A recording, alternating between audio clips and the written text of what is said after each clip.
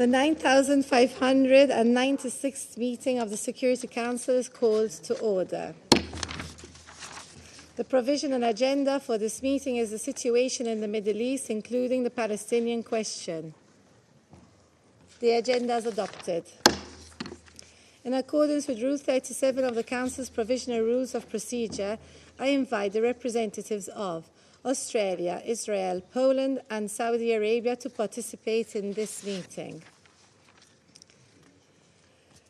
I propose that the Council invite the permanent observer of the Observer State of Palestine to the United Nations to participate in this meeting in accordance with the Provisional Rules of Procedure and the previous practice in this regard. There being no objection, it is so decided. In accordance with Rule 39 of the Council's Provisional Rules of Procedure, I invite the following briefers to participate in the meeting.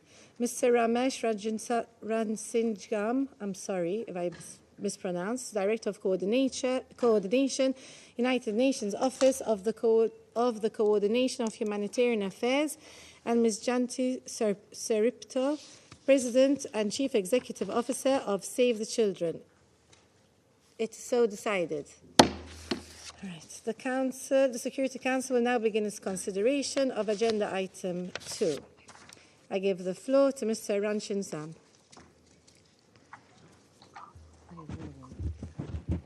Thank you, Madam President. On Sunday, it will be 6 months since the outbreak of this horrific chapter in the conflict in Israel and the occupied Palestinian territory. 6 months of heartache and grief for the families and friends of those killed and taken hostage in the grisly attacks of 7 October, and 6 months of unfathomable death, destruction, deprivation, trauma, and suffering for the people of Gaza. 6 months that calls our collective humanity and priorities into question. In Gaza, according to the Ministry of Health, more than 32,000 people have been killed and more than 75,000 have been injured. At least 2/3 of these casualties are women and children. And thousands more are missing, many of them buried beneath the rubble. And 17,000 children are now unaccompanied or separated from their parents or families, alone amidst the destruction and horror. 1.7 million people, or 75% of the population, have been forcibly displaced. For many of them, time and time again, forced into tents, overcrowded shelters, or even on the streets, lacking the most basic necessities for dignified life and survival. Some 60% of housing has now been damaged or destroyed. So it's clear there is no protection of civilians in Gaza. And if they have no protection from the dangers of armed conflict there, they must be allowed to seek it elsewhere. Some Palestinians in Gaza have already left through Egypt, and we know more are trying. It is vital to recall that any persons displaced from Gaza must be guaranteed the right to voluntary return as international law demands. Madam President, I come now to the events of last week, which laid bare with clear evidence the unconscionable brutality of this conflict. Intense Israeli bombardment and ground operations, as well as heavy fighting between Israeli forces and Palestinian armed groups, have continued across much of the Gaza Strip, causing hundreds more dead and injured. The prospect of a military operation on Rafah continues. As we all know, the consequences would be incomprehensible. On 1 April, the withdrawal of Israeli forces from the besieged Al-Shifa medical complex in Gaza City revealed a hospital and many buildings in the surrounding residential area almost entirely destroyed. The UN and partners only reached the facility today after repeated requests were denied to help triage remaining patients and assess needs on the ground. Al-Shifa was the largest hospital in Gaza, formerly serving more than 250,000 people. The loss to a health system already in tatters amid skyrocketing health needs is incalculable. And then on the same day, we saw 7 World Central Kitchen aid workers killed in multiple Israeli airstrikes on their convoy. These workers had just unloaded more than 100 tons of much-needed life-saving and humanitarian supplies from the second World Central Kitchen maritime aid shipment to a warehouse in Deir al-Balah. They had informed the Israeli army of their movements. We extend our deepest condolences to the families and friends of these courageous, selfless people who were there to help their fellow human beings in their time of need. Sadly, we cannot say that this tragic attack was an isolated incident in this conflict. They join more than 220 of our humanitarian colleagues who have been killed, 179 of them UN personnel, including many along with their families. I echo the Secretary General's deep concern about clear violations of international humanitarian law that we are witnessing. Allegations of serious violations must be investigated and suspects prosecuted. And all member states can and must use their leverage to prevent and stop violations of international humanitarian law through diplomatic and economic pressure, conditioning arms exports and compliance with the rules of war, and cooperation in combating impunity. Madam President, the incident on 1 April was not just a tragedy for the World Central Kitchen aid workers that were killed and their family and friends. It was also a tragedy for the people of Gaza. The undeniable lack of protection for aid missions has forced the World Central Kitchen and at least one other aid organization, the NGO ANERA, to suspend their operations. Both organizations provide hundreds of thousands of people in Gaza with food each week. It is unclear when their work will resume. So this comes amidst an unprecedented food insecurity crisis in Gaza that is teetering on the edge of famine if it hasn't already fallen into it. Across Gaza, food and safe water are increasingly scarce, and practically the entire population of Gaza is relying on woefully inadequate food assistance to survive. Diseases are rife, contributing to a surge in acute malnutrition, particularly among women and children. In northern Gaza, UNICEF reports that 1 in 6 children are acutely malnourished, with an estimated 3% facing the most severe forms of wasting, requiring immediate treatment. At least 31 people, including 28 children, are believed to have starved to death in recent weeks. It's a situation that requires concerted action right now. Waiting for a retrospective famine classification is entirely indefensible. Madam President, despite the dangers, aid workers continue efforts to deliver assistance to people across Gaza through all available means. This includes the distribution of food, water, medical items, non-food items, fuel, and medical evacuations. Last week, the UN and its partners reached a daily average of 550,000 people with food assistance, although we were only able to get 4% of this to Gaza City and northern Gaza. UNRWA continues to run 7 healthcare centers, which provide 23,000 consultations every day and have administered 53,000 vaccines since the start of the war. But it cannot be repeated enough that the scale and extent of the assistance we are able to get to people in Gaza is wholly insufficient. The primary obstacle, however aid is brought in, is our ability to distribute it within Gaza, particularly to the north. And a serious limiting factor is that UNRWA, the backbone of the humanitarian response, has not been allowed to operate in the north of Gaza. If we are to stave off famine and address the unconscionably catastrophic humanitarian situation in Gaza, UNRWA, and indeed all impartial humanitarian organizations, must have safe, rapid, unimpeded access to all civilians in need. There is simply no replacement for the services that UNRWA provides. Madam President, one of the cruel tragedies of Sunday's unwanted milestone is that it does not mark an end to the death, destruction, and human suffering for the past 6 months. It does not bring an end to the ordeal of those still held hostage and the torment for their families. And this is despite clear obligations under international humanitarian law, and despite the provisional order of the International Court of Justice requiring Israel to take all necessary and effective measures to ensure, without delay, the unhindered provision at scale of urgently needed basic services and humanitarian assistance. And despite this Council recognizing the need to expand the flow of aid into Gaza and within Gaza, and despite this Council's resolution demanding an immediate ceasefire for the month of Ramadan, this tragedy cannot be allowed to continue. All hostages must be immediately released and treated humanely until they are. And likewise, the people of Gaza need full compliance with international humanitarian law and with the ICJ's orders.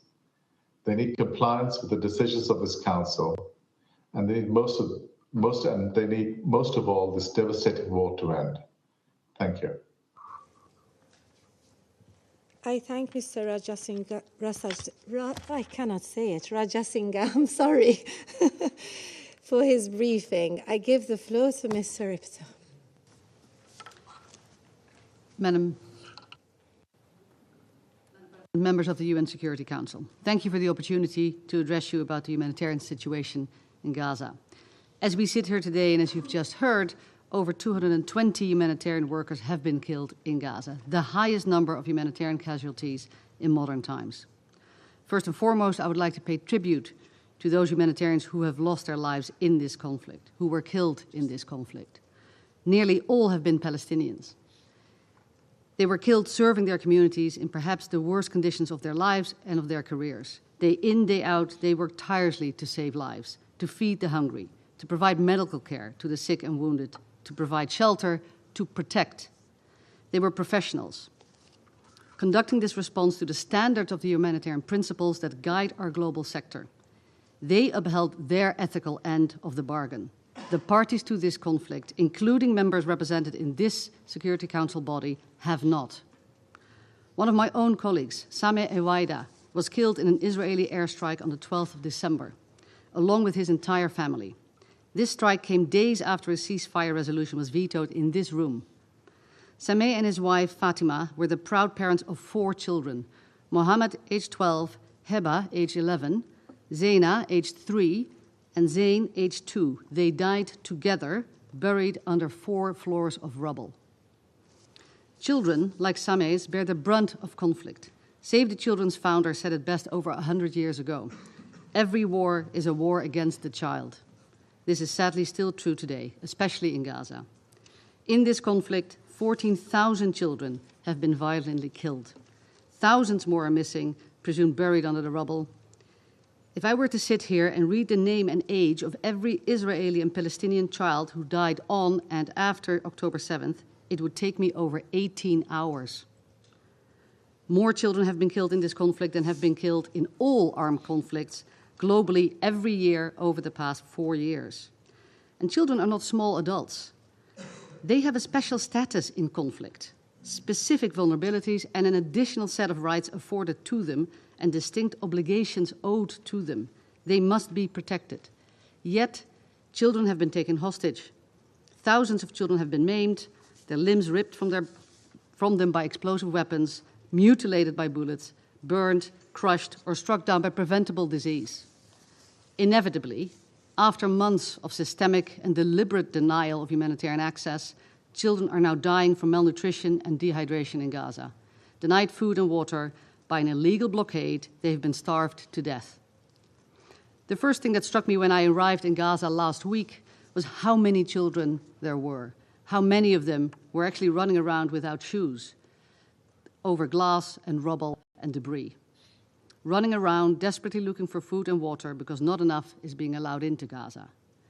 They were visibly, demonstrably malnourished. 350,000 children under the age of 5 are at risk of starvation as we speak. The world is staring down the barrel of a man-made famine. The hunger in the north is of a particular concern, where people have now resulted to eat animal feed or tree leaves. If we continue down this path of all parties to conflict, flagrantly breaching the rule of war and international humanitarian law, zero accountability, powerful nations refusing to use the levers of influence at their disposal, then the next set of mass deaths of children in Gaza will not be from bullets and bombs. It will be from starvation and malnutrition. This indecision and inaction is a choice, and choices have consequences. Severe malnutrition is not a quiet or painless death. As children get hungry, their bodies weaken, their muscles waste, their vision blurs, immune systems fail, organs fail, hearts stop. At this stage, children are too weak to cry. While I was in Gaza, I visited some really excellent humanitarian programs staffed by incredible people. my own colleagues, and many others. I saw a field hospital erected in 14 days, using only locally available materials because the other materials were not allowed in. These heroic efforts are fighting against an overwhelming tide of need. There is no sanitation to speak of. A community I visited had one toilet for 600 people. Women stood in line for 3 hours to make use of it. Schools normally form a spine of protection for children, a place where children can seek humanitarian services and normality.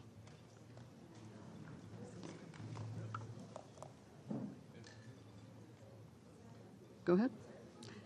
Education is... Wow, that's great. Is that a nurse? Yeah, Well, education is... you're making the ground shake. Education is in many ways... Madam President, am I okay to continue? Education is in many ways life-saving, but not in Gaza, where every single child is out of school and 80% of education facilities have been destroyed.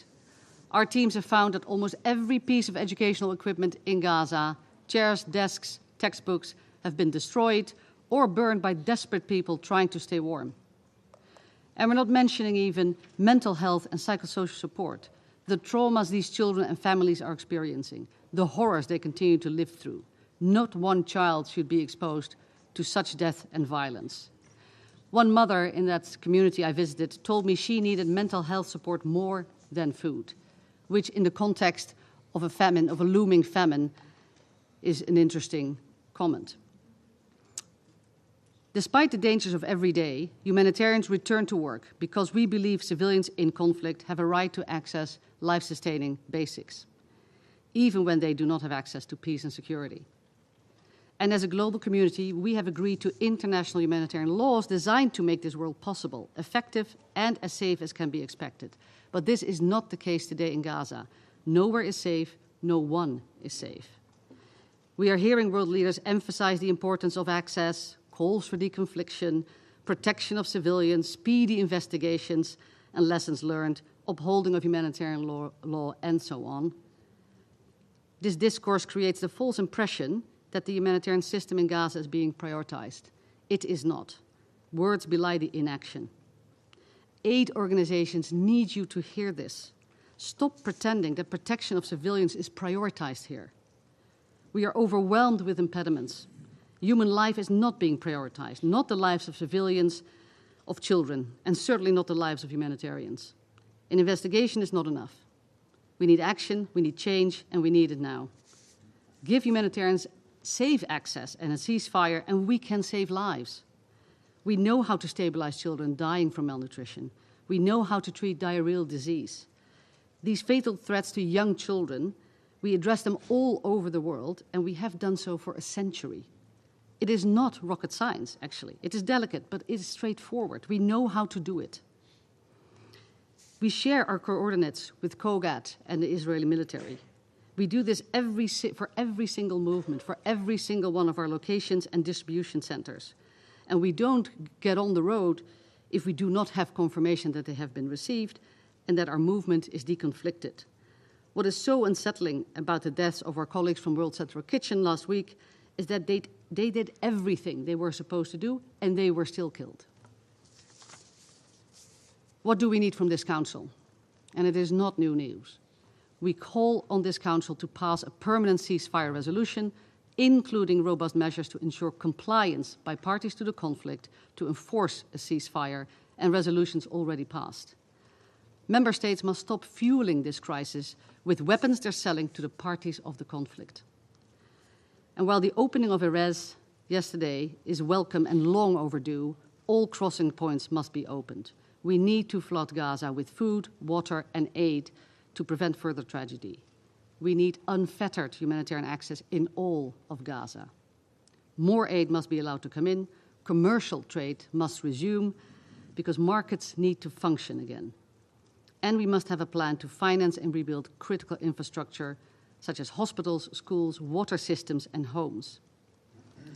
I know resolutions passed in this room do not immediately lead to change behavior on the ground. I saw that very vividly myself last week. In Gaza, bombings last week, bombings in Rafah seemed to intensify the evening after Resolution 2728 passed. Ceasefires or peace only happen when men with guns want it or when it seems the better option for them. But what happens in this room does matter for accountability, for setting standards we expect everyone to abide by.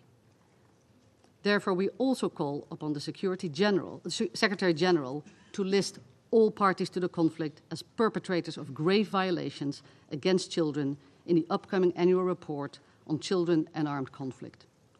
We are facing a crisis of accountability and impunity, and it must be addressed to break the cycle of violence and prevent further violence in the future. What I saw and heard in Gaza last week was dehumanizing, not only for the people in Gaza. It is dehumanizing for all of us if we stand by and let it happen. The world, the people in this room, have the tools to address it. You merely lack the political will to use them.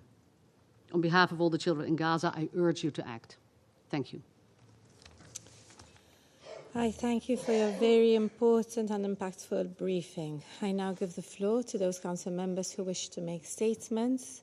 I pass the floor to the representative of Algeria. Thank you, Madam President. I thank Mr. Ramesh, Rajasingham, and Mrs. Janti Soeripto for their briefing. We greatly admire and appreciate your work for those in need. We express our sincere condolences to all families of aid workers who have been killed by the Israeli occupying power in Gaza. Today, we are gathered once again as the aggression against the innocent Palestinian civilian reach for its 6-month mark in 2 days. 6 months. 6 months of barbarity and collective punishment. 6 months of suffering for the people of Gaza. 6 months that test the humanity of each and every one of us. 6 months that test the international order and our ability to preserve coexistence for future generations. 6 months that pushed the entire population of Gaza into famine. The ICG observed, and I quote, Palestinians in Gaza are no longer facing only a risk of famine, but that famine is setting in. To address this situation, the ICG issued 2 orders to alleviate the suffering of the Palestinian people. However, the Israeli occupying power did not comply. Finally, the Security Council also acted by demanding an immediate ceasefire through its Resolution 2728. Yet, more than 10 days after its adoption, the occupying power blatantly refuses to implement it. A conduct unworthy of a United Nations member bound under Article 25 of the Charter to carry out the decision of the Security Council. Yet, it is not surprising from a killing machine that commits all violation of international law with total impunity. They are confident that they will be never held accountable. And the occupying power continues to commit more and more crime, more and more violation. We must put an end to this aberration. Madam President, the crime perpetrated against World Central Kitchen personnel is not surprising and is no exception. It was an attack that targeted them systematically, car by car, as stated by Chief Jose Andres, the founder of World Central Kitchen. It is just a new chapter in the book of crimes committed. The victims are not Palestinian. Their savage killing is evenly commendable. The large media coverage and outrage would be unjustified if it is not as equal as to that on the killing of Palestinian civilians. Should we forget that the Israeli occupying power has killed more than 33,000 Palestinians, of whom over 70% were children and women, innocent children and women, since October the 7th. Should we recall that 224 aid workers have been killed by the occupying power since October the 7th? Should we recall that 484 health workers were killed since October the 7th? The occupying powers' reaction to this horrible incident is shameful. Why do these 7 people deserve apologies from the highest occupying authorities and not the thousands of innocent Palestinians massacred during these last 6 months? We have heard no apologies from those who proclaim to be peace lovers. They prove with their actions Palestinians are not as human beings as others. They are human animals, they said. For us, all lives matter. Palestinian lives matter. All lives matter. And to those who believe in the investigation and justice of the Israeli occupying power, I say, where is justice to Rachel Corrie? Where is justice for James Miller? And where is justice for Tom Herndal, to name a few? These peace activists were killed years ago, and no justice have been delivered to them. The killing of humanitarian workers in Gaza is only a continuation of the doctrine of oppression and occupation practices in Palestine. Kill Palestinians and their sympathizers. You have carte blanche. And once again, the verdict will be that these were regrettable incidents. And the victim endangered themselves by knowingly entering a war zone, even within the confliction.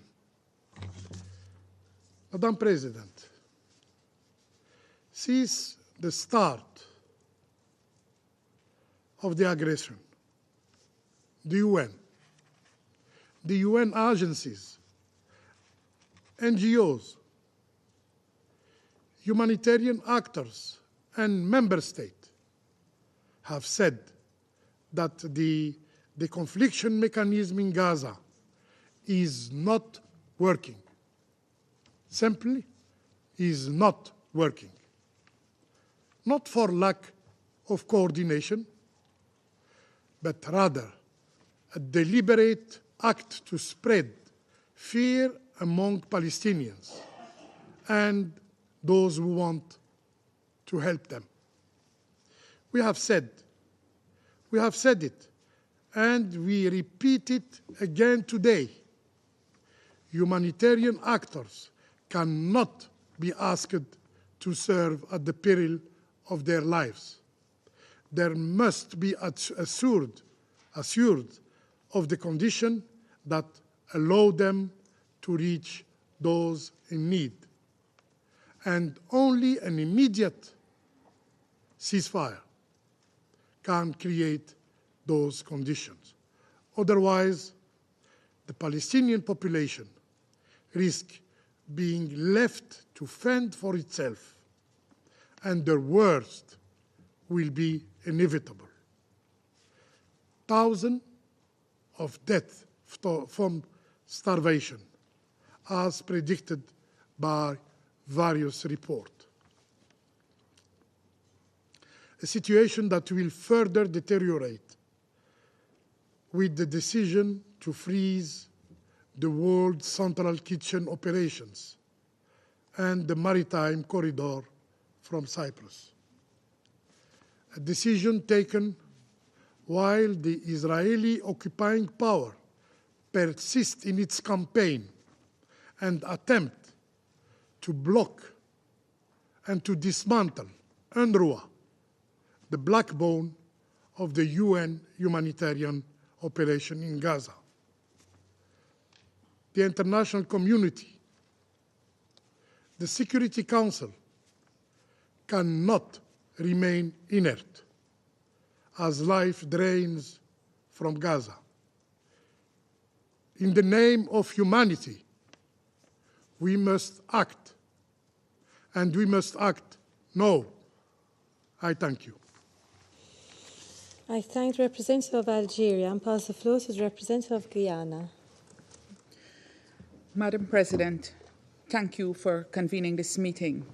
Allow me to also express appreciation to our briefers, Mr. Rajasingham and Ms. Soeripto, for the insight they provided on the worsening crisis in the occupied Palestinian territories, particularly as it relates to the food security situation and the threatening conditions under which humanitarian workers are operating. Madam President, colleagues, 2 weeks ago, this Council met and demanded an immediate ceasefire in Gaza for the month of Ramadan, and envisaged that this ceasefire would pave the way for a permanent end to the fighting. It was also envisaged that this ceasefire would create the conditions for facilitating the expansion of humanitarian assistance into Gaza. Regrettably, Resolution 2728 is being completely disregarded while the humanitarian situation worsens. In the days since 25th of March, the Al-Shifa hospital was completely destroyed, and the world witnessed a most brutal and daring attack on a convoy of the World Central Kitchen, resulting in the death of 7 team members. Guyana commiserates with the families of all those who lost their lives in these tragic circumstances. We have time and again highlighted the fact that deconfliction and notification mechanisms are not functioning, resulting in serious compromises to the safety and security of humanitarian workers in the Gaza Strip. Consequently, more than 200 aid workers have been killed in the occupied Palestinian territory since October 2023. These indiscriminate killings of humanitarian personnel are an egregious illegality which must be investigated, and the perpetrators must be held accountable. A pattern has emerged in this conflict of indiscriminate attacks on humanitarian workers and agencies, including UN agencies. Palestinian civilians ultimately bear the brunt of these actions. When humanitarian agencies decide to restrict or suspend their operations owing to the dangerous conditions in the Gaza Strip, the number of civilians they can assist decreases. The humanitarian situation thus worsens. The strategy of collective punishment that is being inflicted on the Palestinian people has incorporated starvation as a method of warfare, evidenced by, inter alia, savage attacks on those attempting to meet the needs of starving Palestinians. Palestinians themselves have been fatally attacked while seeking sustenance. We are familiar with the results of this strategy: man-made malnutrition, man-made famine, disease, and death. We recall the latest IPC report, which projected famine in the northern governorates of Gaza between mid-March and end of May. Guyana believes that famine is already present in Gaza, taking note, for example, of the assessment by UNICEF in March that 1 in 3 children under 2 years of age is acutely malnourished in the north, and reports by UNICEF that several children, including babies, have died from malnutrition. Those children who manage to survive will likely face serious challenges into adulthood, affecting their quality of life and productivity, and therefore their capacity to contribute to the development of their homeland. One can only conclude then that there is method to this madness that has been unleashed on Palestinians in Gaza, and it threatens the very survival of the nation. International humanitarian law prohibits the use of starvation as a weapon of warfare. By extension, those who seek to provide humanitarian relief to starving civilians in armed conflict should be protected and not targeted. Guyana condemns in the strongest terms all attacks on humanitarian workers and UN personnel operating in the Gaza Strip, and calls on Israel to uphold its obligations under international law. Madam President, dear colleagues, Guyana also underscores the critical work of agencies such as UNRWA in providing food assistance, medical care, emergency aid, and other critical support to the Palestinian people. We call on the Israeli authorities to reverse their decision and allow UNRWA to deliver life-saving services to the people in the north of Gaza. We stress the need to ensure adequate funding for UNRWA and call on member states to scale up their contributions to the agency as a direct investment in the humanitarian response in Gaza. We also stress the importance of additional routes into Gaza, particularly land routes. We acknowledge the announcement by Israel to temporarily open the Erez crossing and to allow the use of the Ashdod port. We hope that these would not be rendered almost useless by burdensome verification processes. In closing, Guyana calls for the upholding of international law, including international humanitarian law and international human rights law. Accountability is a critical element of international law, and we urge this Council to ensure that the occupying power does not continue its flagrant violations of international law. I thank you. I thank the representative of Guyana and pass the floor to the representative of Slovenia. Thank you very much, Madam President, and I also want to thank the briefers, Mr. Rajasingham and Ms. Soeripto. Colleagues, there are 15 of us around this table in the Security Council, 15 of us with responsibility to protect civilians in Gaza. Were we meeting in the north of Gaza today, all 15 of us would be skipping meals in the past months. 10 of us would go entire days and nights without eating. Half of us would be in desperate need of humanitarian aid.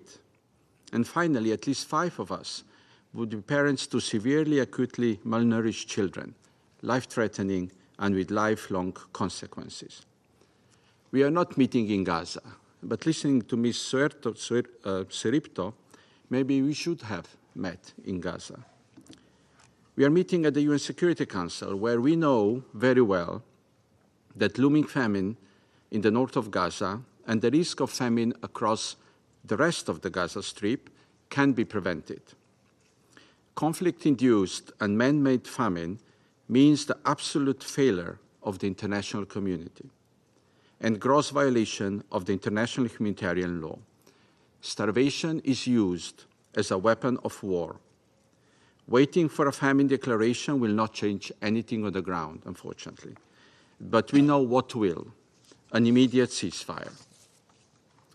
Full, safe, secure, and unhindered humanitarian access, in particular through land, to provide safe, nutritious, and sufficient food, water, and medicines will. The restoration of health, water, and sanitation services and energy provision will. The adequate shelters for civilians will. Madam President, for the aid to reach people in need, we need humanitarian workers, the most brave and empathetic souls that humanity can produce. They're sacrificing their security, their lives, to save others. They must be able to fulfill their calling without constant fear. They must be granted safety, security, freedom of movement, and the necessary equipment and support. We repeat our continuous call for full respect of international law, including international humanitarian law and human rights law. This includes ensuring the safety and security of UN and all other personnel engaged in humanitarian relief activities. We are profoundly grateful for the efforts and work of the Secretary General and the entire UN system, in particular UNRWA, UN agencies, humanitarian and medical organizations, and their staff. I want to be clear. Nothing in this war happens by chance. The conduct of this war is a choice. Disrespect of international humanitarian law is a choice. And the consequences of this war, with unprecedented deaths and destruction, and children too weak to cry, cannot be but a choice. With the appalling attack on the World Central Kitchen, earlier on UNRWA, Médecins Sans Frontières, and others, the number of humanitarian workers killed in Gaza has reached 224. We condemn all attacks on humanitarian, medical, and UN personnel in Gaza and underline our call for accountability. The faces of humanity left in Gaza are under attack and have been for the past 6 months.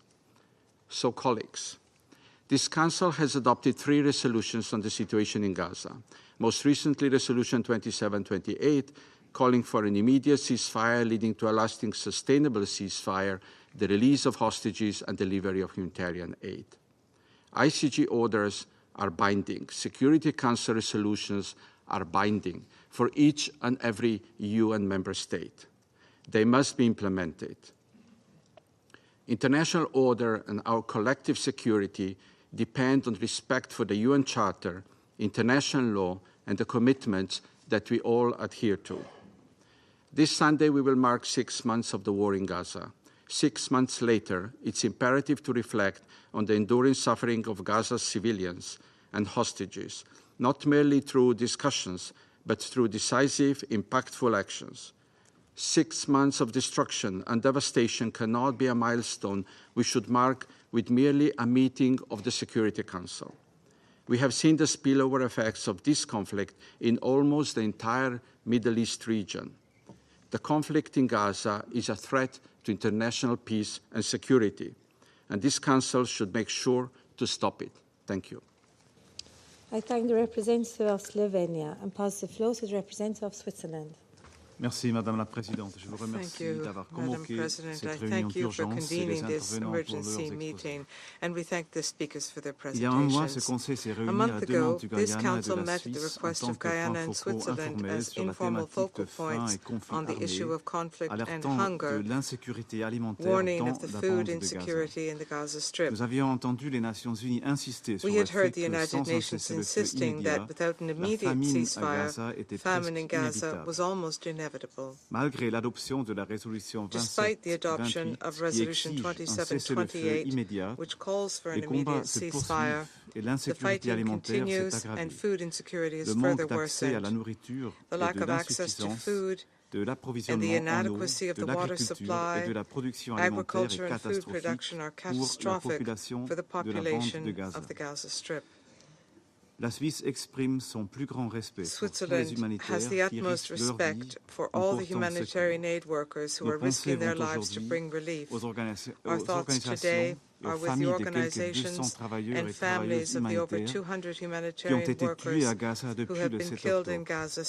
Les attaques contre les humanitaires constituent une violation du droit international humanitaire et doivent cesser immédiatement. À cette fin, des mesures concrètes de déconfliction doivent être mises en place. La bande de Gaza est rapidement devenue l'endroit le plus dangereux pour les humanitaires.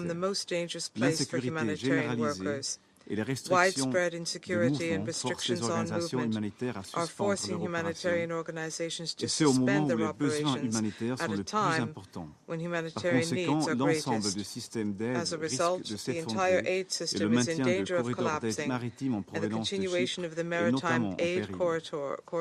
L'UNRWA ainsi que d'autres organisations humanitaires doivent avoir un accès sans entrave à la population dans le besoin. Chaque jour compte. La classification intégrée des phases de la sécurité alimentaire IPC a mis en garde contre un risque de famine d'ici à la fin du mois de mai 2024. Selon UNICEF, Gaza connaît le pire niveau de malnutrition infantile au monde. La malnutrition en début de vie peut entraîner un retard de croissance, des troubles du développement cognitif, can lead to stunted growth, impaired cognitive development, and increased vulnerability to infection and disease.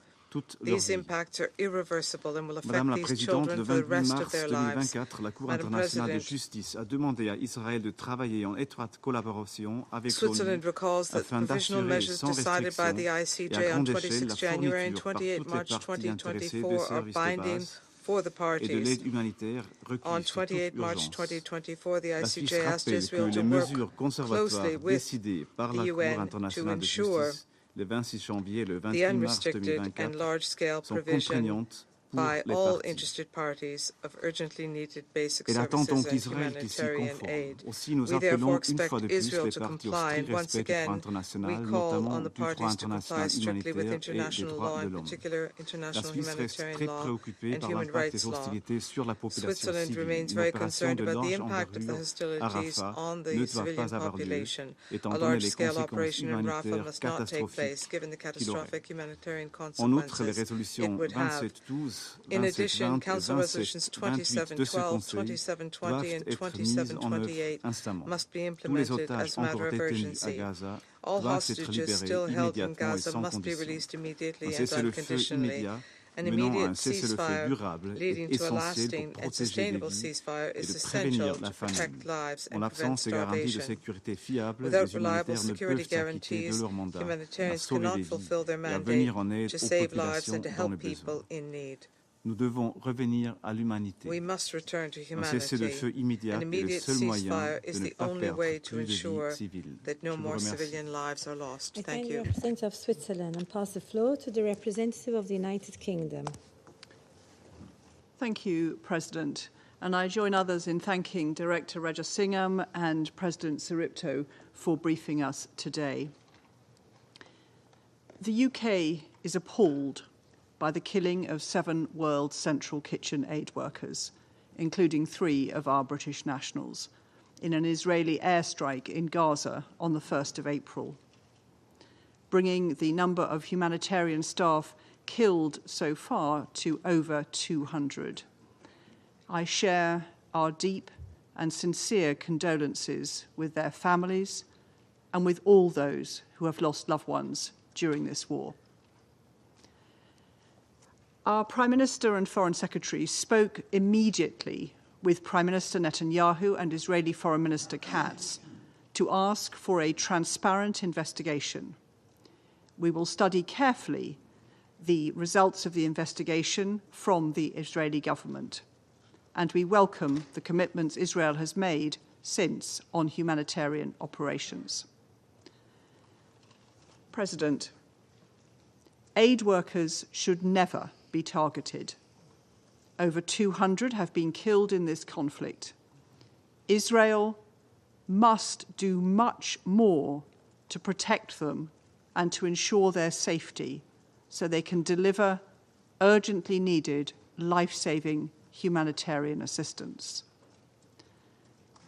For this to happen, we call for 3 major changes.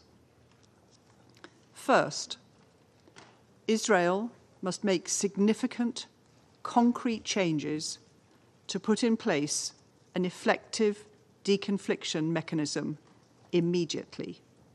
It is imperative that those doing life-saving work are properly protected and allowed full, unhindered access to conduct their work safely. Second, we welcome the steps Israel has now taken and call on it to do everything necessary to allow effective humanitarian relief. We welcome the assurances that Israel has given to UN agencies and others that it will now open Ashdod port, more land crossings into Gaza, increase quantities and types of aid allowed to enter by land, and improve water supplies. The amount of aid getting in has, until now, been insufficient. Full, unhindered access, as well as an enabling operating environment for distribution, is necessary to meet humanitarian needs and avoid famine. And all parties must comply fully with international humanitarian law and work with Under-Secretary-General Karg to scale up assistance and implement Resolution 2720 without delay. Finally, we need to see major and immediate changes in the conduct of Israel's military campaign to protect civilians. I reiterate the UK's call for the immediate implementation of Resolution 2728. This weekend, it will be 6 months since Israel suffered the worst terror attack in its history. Throughout this crisis, the UK has been unequivocal in our condemnation of Hamas and our demand for the unconditional release of the hostages. We must see an immediate cessation of hostilities to get aid in and hostages out, leading to progress towards a sustainable ceasefire. I thank you. I thank the representative of the United Kingdom and pass the floor to the representative of the Russian Federation. Госпожа председатель, Madam Chair, благодарим директору КГВ ООН Рамеша Раджасинхама, а также докладчицу гражданского общества UN OCHA Ramesh Rajasingham,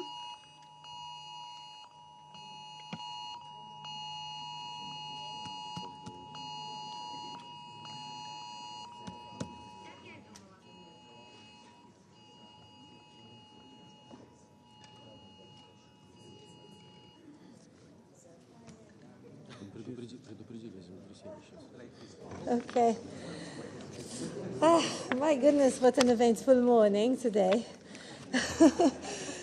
One for the memoirs. It's an aftershock of the earthquake.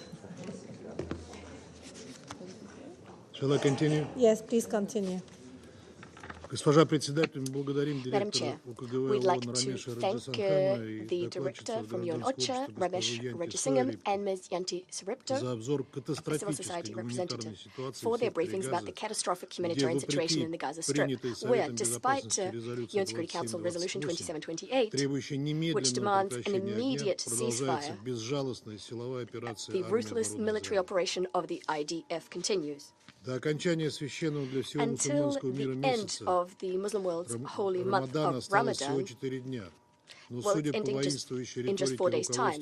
But judging by the bellicose rhetoric of the leadership of West Jerusalem, no truce, which is directly demanded by Resolution 2728, even for this short stretch of time, is foreseen. As a result, in the last 24 hours alone, in the enclave, 62 people died. The total number of lives claimed in the Gaza Strip is over 33,000 Palestinians. Of them, 13,000 are children. Roughly 12,000 in addition are assumed killed. Their bodies are buried under the ruins into which practically the entire territory of the enclave has turned into. 70% of buildings have been destroyed. Against this backdrop, the Human Rights Council Special Rapporteur on the human rights situation in the occupied Palestinian territory, Ms. Albanese, concluded that Israel has met the threshold for committing the crime of genocide.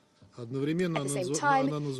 Albanese called this a humanitarian camouflage, that is, the Israeli authorities' assertion that international humanitarian law is supposedly being upheld during the military operation in the Gaza Strip, as well as Israel's references to self-defense and the fight against terrorism in this context. Madam President, with each passing day, the humanitarian situation in Gaza continues to deteriorate. Every single day, we get more and more chilling data delivered to us. We'd like to repeat our position. In order to prevent a humanitarian apocalypse and mass hunger in Gaza, what we urgently need is a genuine ceasefire and for Israel to respect international humanitarian law. That is the only way to avoid further victims in this tragedy. With the military operation in the Strip ongoing, adequate provision of humanitarian, including food assistance, is impossible. Since the escalation in Gaza began, the Security Council has adopted 2 dedicated humanitarian resolutions, which, just like the resolution which calls for a ceasefire, demands a ceasefire 2728, contain provisions about unfettered humanitarian access to those in need and unconditional respect for the obligations established by international humanitarian law to ensure minimum conditions for the work of humanitarian aid agencies. Israel isn't fulfilling those either. We believe that the Council needs to agree on measures which should be adopted vis-à-vis West Jerusalem in response to Israel's flagrant disregard of Security Council decisions and the UN Charter. For example, these measures could include an arms embargo or other types of sanctions. In so doing, the Council should stand in unison. It's unacceptable for some members of the Council to send signals which cast doubt on the need to implement resolutions being adopted by the Council. Madam President, palliative measures won't improve the situation in the Gaza Strip. These palliative measures include humanitarian aid drops and the building of a temporary maritime pier. Aid agencies themselves have concluded that these measures are purely symbolic in nature. They don't help the regular provision of assistance at scale. What's more is, dozens of Palestinians perished and drowned when these measures were implemented. Now is not the time for humanitarian PR, which is being used as a cover for the unwillingness or the inability to take measures to end the bloodshed and ensure the safe and unhindered access for humanitarian assistance. Madam President, the situation is significantly exacerbated by Israel hyping up the crisis surrounding UNRWA, which is a unique body providing comprehensive assistance to 6 million Palestinians in the occupied Palestinian territory and in neighboring Arab states. And yet, Israel hasn't submitted information confirming the allegations it leveled against UNRWA staff. Despite this, Washington took a legislative legislative decision to bar funding to UNRWA. At the same time, a series of Western states, although they did resume their contributions to the organization's budget, they did so on the reservation that these funds shouldn't be used to finance the work of the agency in Gaza. A few words about the information war being waged by Western Jerusalem against UNRWA. As a result of groundless allegations, the veracity of which raises serious doubts, the agency is facing serious reputational and financial difficulties. But that's not the main thing. The main thing is that even the modest assistance that could be provided right now by this UN body isn't actually being provided as a result. To top it all off, Israel has denied humanitarian access to northern Gaza for UNRWA. Northern Gaza being a place where the situation is most dire. This obstruction must come to an end. We all understand full well that in the West Bank, in Gaza, and in contiguous Arab states, there is no alternative to UNRWA. Council members shouldn't play along with Israel, which has begun a crusade against UNRWA and did so long before the events of the 7th of October of last year. A few words about the security of humanitarian assistance workers. On Tuesday, as a result of targeted Israeli strikes, 7 staff working for a volunteer organization, World Central Kitchen, lost their lives. These people were escorting food aid, which is something Gazans so direly need. This incident prompted an outcry and outrage in Western capitals, as among the dead were mainly Western nationals. Washington even went so far as to level an unusually sharp criticism at its Middle Eastern ally. On the whole, over the course of the conflict, Israel's missile strikes on humanitarian objects in Gaza, at schools and hospitals have claimed the lives of 224 humanitarian aid workers, not to mention the tens of thousands of Gazans who lost their lives. Yet again, we'd like to ask a simple question. Will these atrocities be investigated? Will the Council demand this from Israel? Or are our Western colleagues only paying attention to instances where their own nationals die? What does the UN Secretariat leadership plan to do? It's already lost 179 staff, which were discharging their heroic duty. Why did the UN get to work on Israel's allegations against UNRWA immediately? But when it comes to these flagrant cases where UN staff have perished, as far as we can tell, the investigation of these instances hasn't even begun. Madam President, in essence, what we are seeing in Gaza right now is a blockade, the goal being provoking hunger among the civilian population. It's a clear example of hunger being used as a warfare tactic. We'd like to remind you that such actions are directly prohibited by international humanitarian law, as well as the relevant UN Security Council Resolution 2417.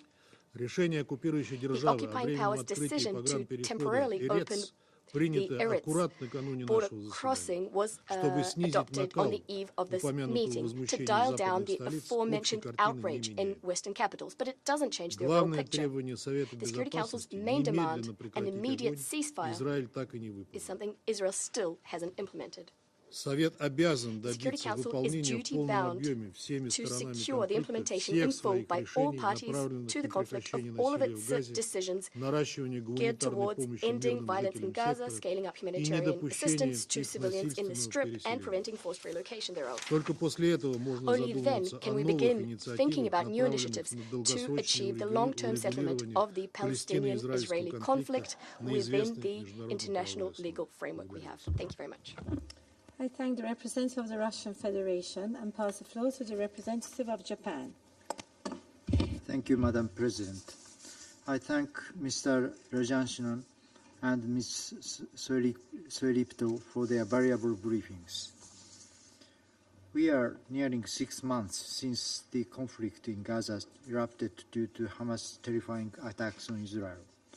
Recent developments only seem to be worsening the situation on the ground. Despite last week's adoption of Security Council Resolution 2728, demanding immediate ceasefire during the holy month of Ramadan, hostilities continued unabated. On April 2nd, we witnessed the killing of 7 World Central Kitchen aid workers by multiple Israeli strikes in Gaza, sparkling global outrage. Already, more than 220 humanitarian workers lost their lives. Japan extends sincere condolences to the colleagues and the families of the victims. These incidents have forced humanitarian organizations to suspend their operations, which create catastrophic impacts on the lives of people in Gaza, who desperately need life-saving assistance. Attacks on humanitarian workers are absolutely unacceptable. In this vein, Japan urges Israel for necessary measures to prevent recurrence of such incidents. Humanitarian crisis in Gaza is spiraling deeper into catastrophe. People in Gaza face starvation, the spread of preventable diseases, and unimaginable suffering. Famine is there. Even though many countries, including Japan, have resumed funding for UNRWA, if attacks on humanitarian workers continue, they cannot carry out their work. This week, we heard from the representative from UNICEF that dozens of children in northern Gaza have reportedly died from malnutrition and dehydration. We must exert all our efforts to getting aid into Gaza through all possible means, including by land, air, and sea. Those in Gaza cannot wait another day. Japan hopes the recent announcement regarding the opening of the Izez crossing will allow more humanitarian aid to reach people in Gaza. For this catastrophic nightmare to end, Japan urges all concerned parties to achieve an immediate ceasefire. The imperative to improve the humanitarian situation without further delay in accordance with the Security Council Resolution 2728. We must save the lives of civilians, including innocent children, by silencing the guns, expediting humanitarian deliveries into Gaza, and working towards the release of hostages. Lastly, we remain strongly supportive of the ongoing diplomatic efforts led by the United States, Egypt, and Qatar to this end. We will continue to play our role in achieving peace and stability in the Middle East. Thank you. I thank the representative of Japan and pass the floor to the representative of China. 主席女士，我感谢阿尔及利亚、圭亚那和斯洛文尼亚参与召开今天的会议，感谢2位通报人的通报。加沙冲突爆发已有6个月，33000多名无辜平民在战火中丧生，300万民众在前所未有的人道灾难中绝望挣扎。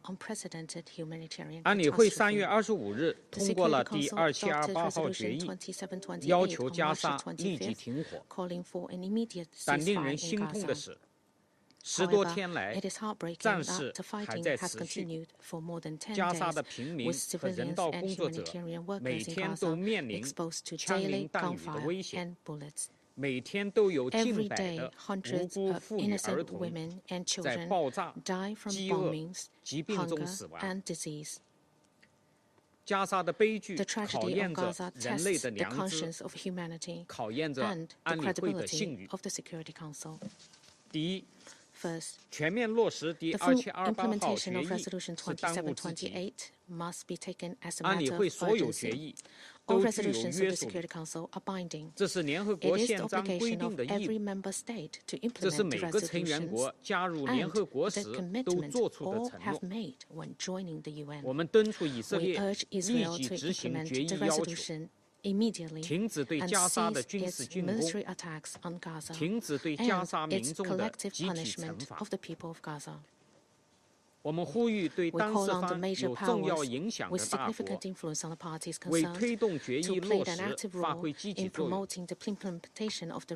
我们支持安理会为落实第2728号决议采取进一步必要行动。第二，缓解加沙人道灾难刻不容缓。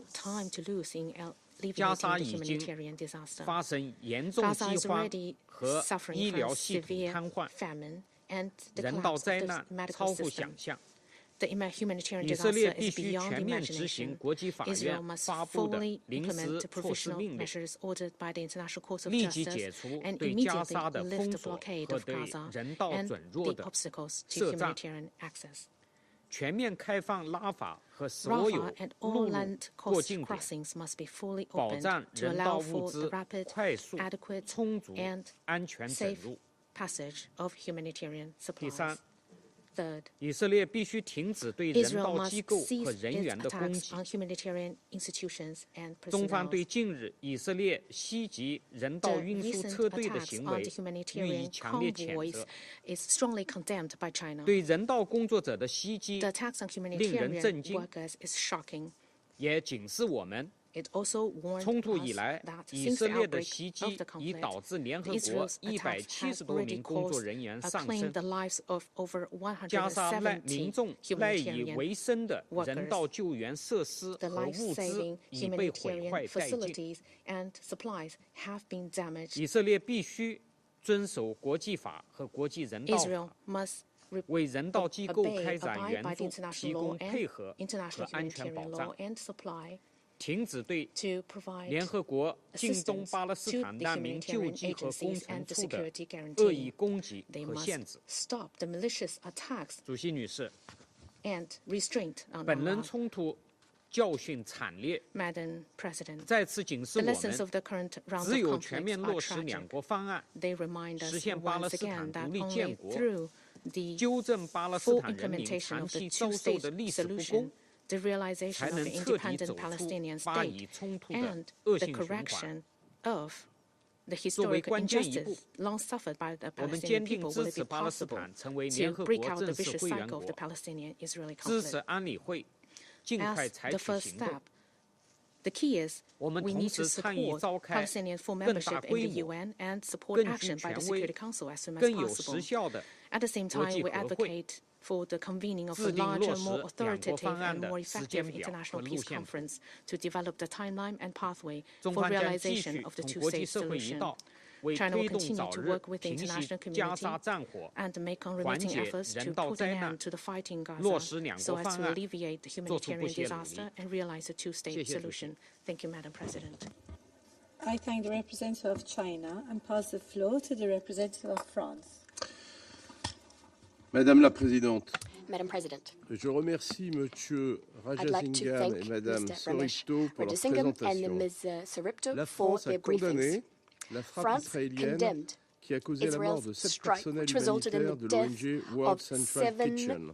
World Central Elle a demandé aux Kitchen NGO autorités workers. israéliennes de mener une We've enquête asked approfondie the et de Israeli punir les authorities to conduct responsables. an in-depth Celles-ci ont investigation pris cet so as to engagement not let et devront s'y tenir. the perpetrators go unpunished. They're 7 committed to personnels this and they must humanitaires ont uphold donc that été tués commitment. alors qu'ils So tentaient de 7 porter assistance humanitarian à des workers populations died when they were civiles trying to en assist état de civilian populations, quasi-famine.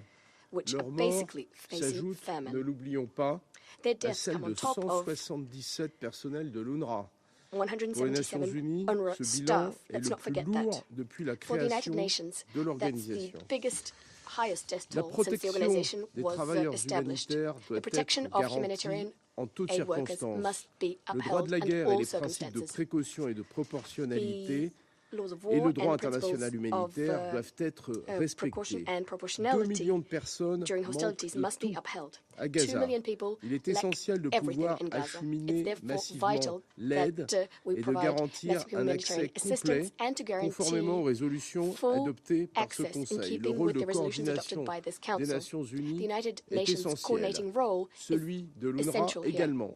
as is La that France of prend UNRWA. note des mesures France has annoncées taken ce note jour of the par le measures gouvernement announced by israélien. the Israeli government Elle l'appelle à today. mettre en œuvre We ces call annonces on the sans government délai to et à implement respecter its intégralement announcements le droit without delay international and to humanitaire. fully Madame la respect international humanitarian law. Présidente, la Madam France President, exige la France pleine mise en œuvre de la demands the full résolution implementation of Resolution 2728 du Conseil de 2728 of the Security sécurité Council, et un cessez-le-feu immédiat et as durable. well as an À immediate and Gaza, lasting nous ceasefire. ne sommes pas confrontés à une catastrophe In Gaza, naturelle.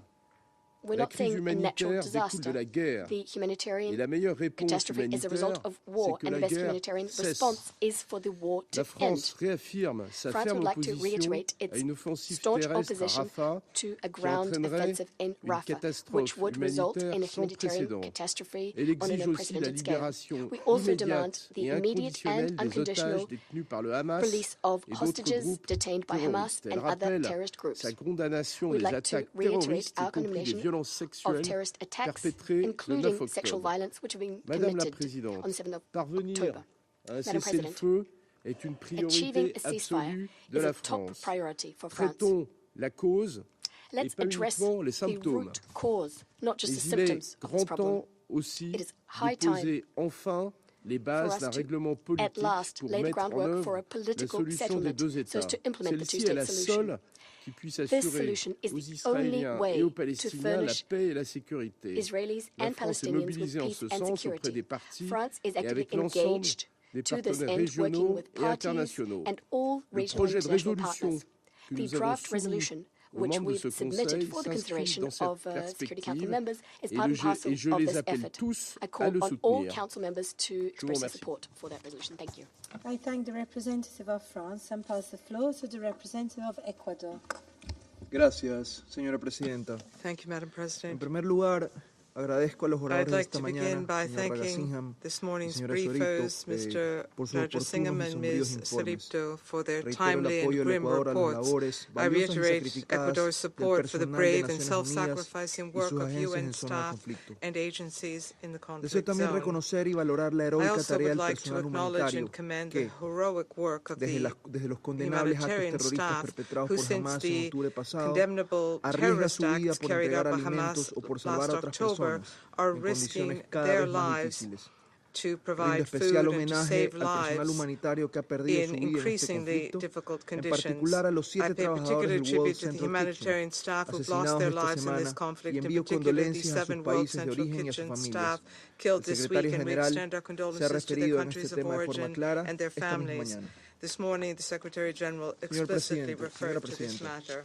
El personal humanitario no Madam debe ser President, objeto de ataques, humanitarian staff nunca, must en not ninguna be the circunstancia, target of bajo attacks ningún ever, pretexto. under any No hay circumstances, justificación under any alguna para pretext. hacerlo. There is no Este tipo de justification actos whatsoever for this to happen. debe ser investigado These y types deben of acts determinarse must be investigated, responsabilidades. and those responsible must be held to account. Los principios del derecho The internacional humanitario principles no son de the cumplimiento compliance with the voluntario principles of y no international dependen de la humanitarian law are reciprocidad. not voluntary and La do not suspensión de require actividades humanitarias por reciprocity. falta de The condiciones suspension mínimas de of protección humanitarian y seguridad activities due agrava la to ya profunda a lack crisis of minimal alimentaria. protection and security Es standards imperativo has revertir esta worsened the situación. already very Para el serious efecto, food crisis. la We labor de must la UNRWA reverse es de this vital situation. importancia To that y end, debe the ser work of apoyada. UNRWA is vitally Llamamos important a todos and los que puedan requires hacerlo a support, contribuir a and we call financiar on sus those in a operaciones, position to cuya do so continuidad to make a es un factor financial de estabilidad en contribution toda to la their región. operations. Their Señora continued Presidenta, work is a factor of la stability semana throughout pasada the el Consejo region. de Seguridad Madam President, adoptó una last week the resolución en Security la que Council demanda un adopted cese al fuego resolution inmediato calling for the durante el mes immediate de Ramadán ceasefire y la during the month of liberación Ramadan incondicional and the e unconditional inmediata de and los rehenes immediate que aún siguen release of en manos de hostages Hamas. who remain in the hands Asimismo, of Hamas. la resolución At the same time, 2728 Resolution señala la necesidad 2728 de points ampliar to el the flujo de need asistencia to humanitaria en increase the Gaza. flow of humanitarian assistance to Gaza. La implementación oportuna The de esta timely decisión del implementation Consejo of this Council habría evitado la decision muerte del personal would have humanitario, avoided the death of habría humanitarian permitido que los staff, rehenes se it would reúnan have enabled the ya con sus hostages to be familiares y reunited habría with their incrementado families, la ayuda and a la it would have población increased civil. aid to the Por civilian esto, population. For reitero el this reason, llamado we a la reiterate our completa e appeal inmediata for the full and implementación de las immediate resoluciones implementation of 2712, Resolutions 2712,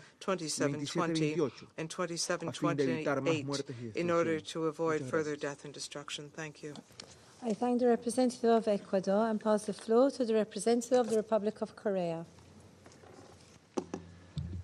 Thank you, Madam President. I thank Director Rajasingham for today's briefing on the situation in the Gaza Strip. I also appreciate Ms. Soeripto for her sobering testimony on what is happening on the ground.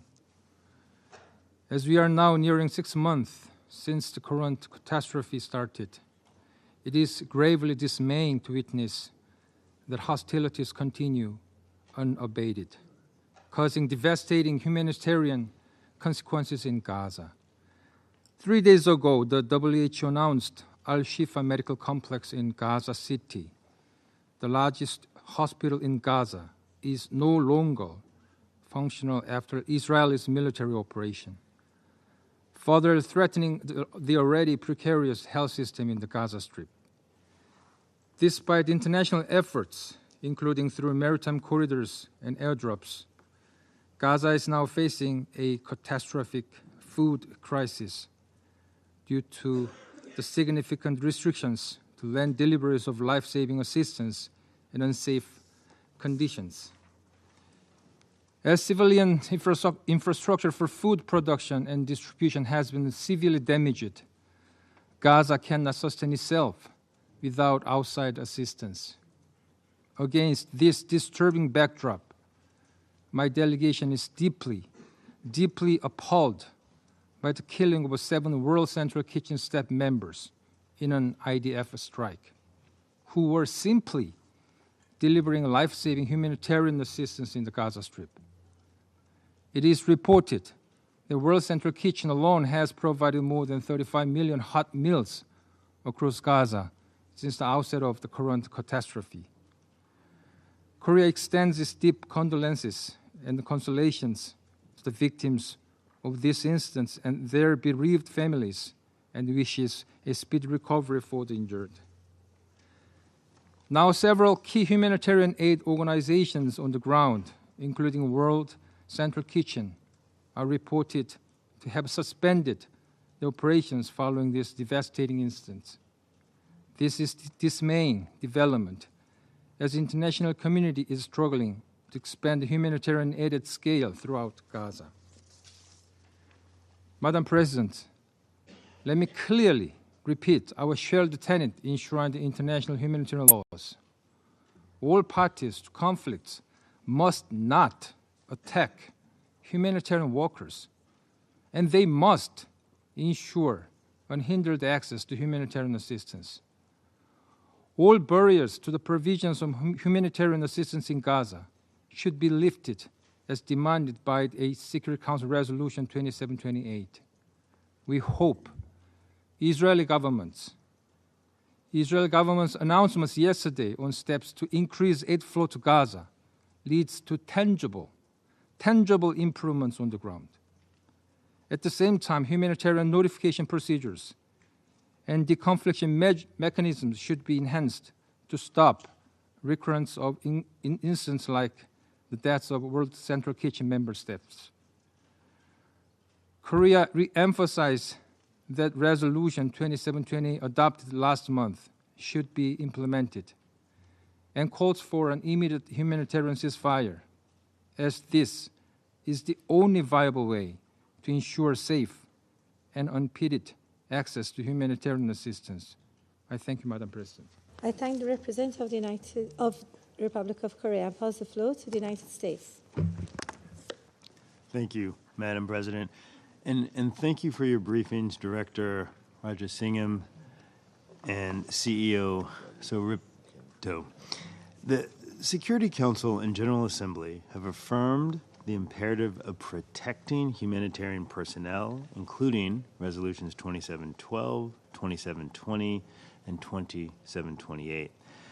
As we have heard today, tragically, this has not been heeded by the parties in Gaza. One of the most recent pieces of evidence of this was the tragic strike on a World Central Kitchen convoy, which killed several humanitarian workers on April 1. As President Biden said on Tuesday, the United States is outraged and heartbroken at the deaths of these individuals who were providing food to starving civilians in the middle of a war. These workers were brave and selfless. They show the best of what humanity has to offer when the going really gets tough. An incident such as this should never have happened and must never happen again. We all know, moreover, this was not a standalone incident. This conflict has been one of the worst in recent memory in terms of the number of aid workers who have been killed.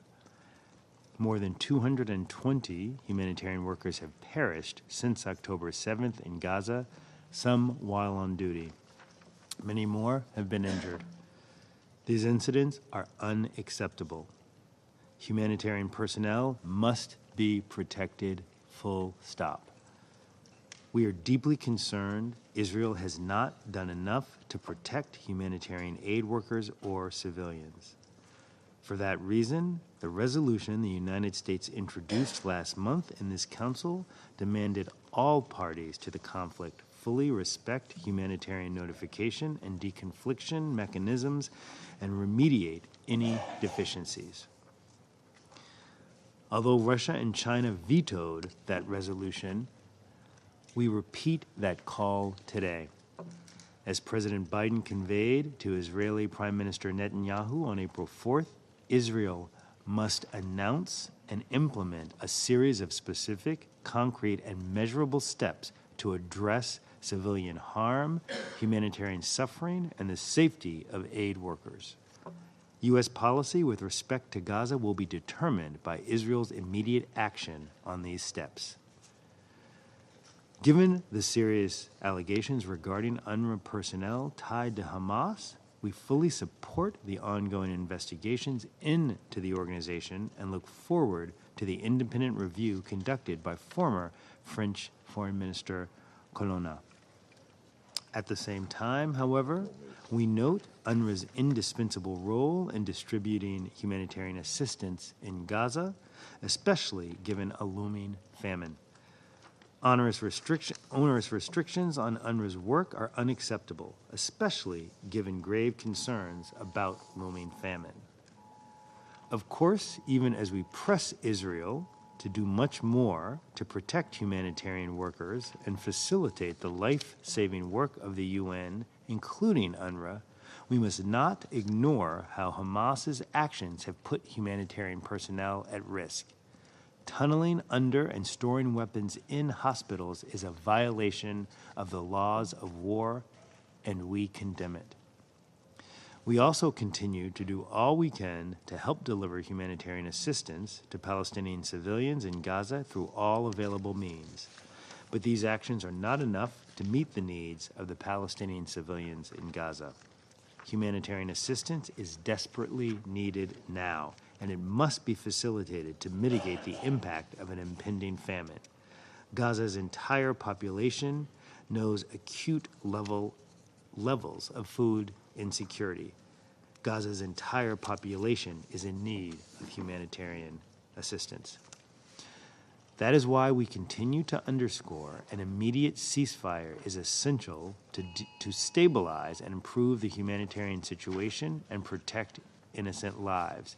And we have urged Prime Minister Netanyahu to empower his negotiators to conclude a deal without delay to bring the hostages home. We urge Hamas as well to accept the deal on the table. We continue to support these negotiations and will continue to work to protect humanitarian staff and facilitate increased provision of humanitarian assistance into and throughout Gaza. And with that, I thank you, Madam President. I thank the representative of the United States and pass the floor to the representative of Sierra Leone.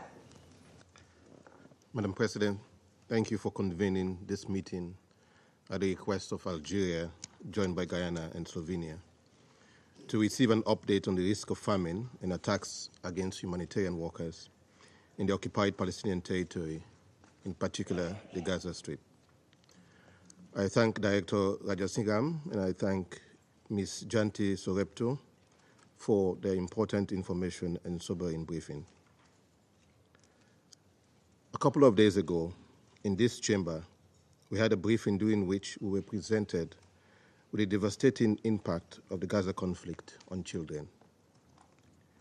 The report from Global Nutrition Cluster, referenced during that briefing, indicated that approximately 15% of children under 2 years of age in northern Gaza are acutely malnourished, and that the region is facing imminent famine.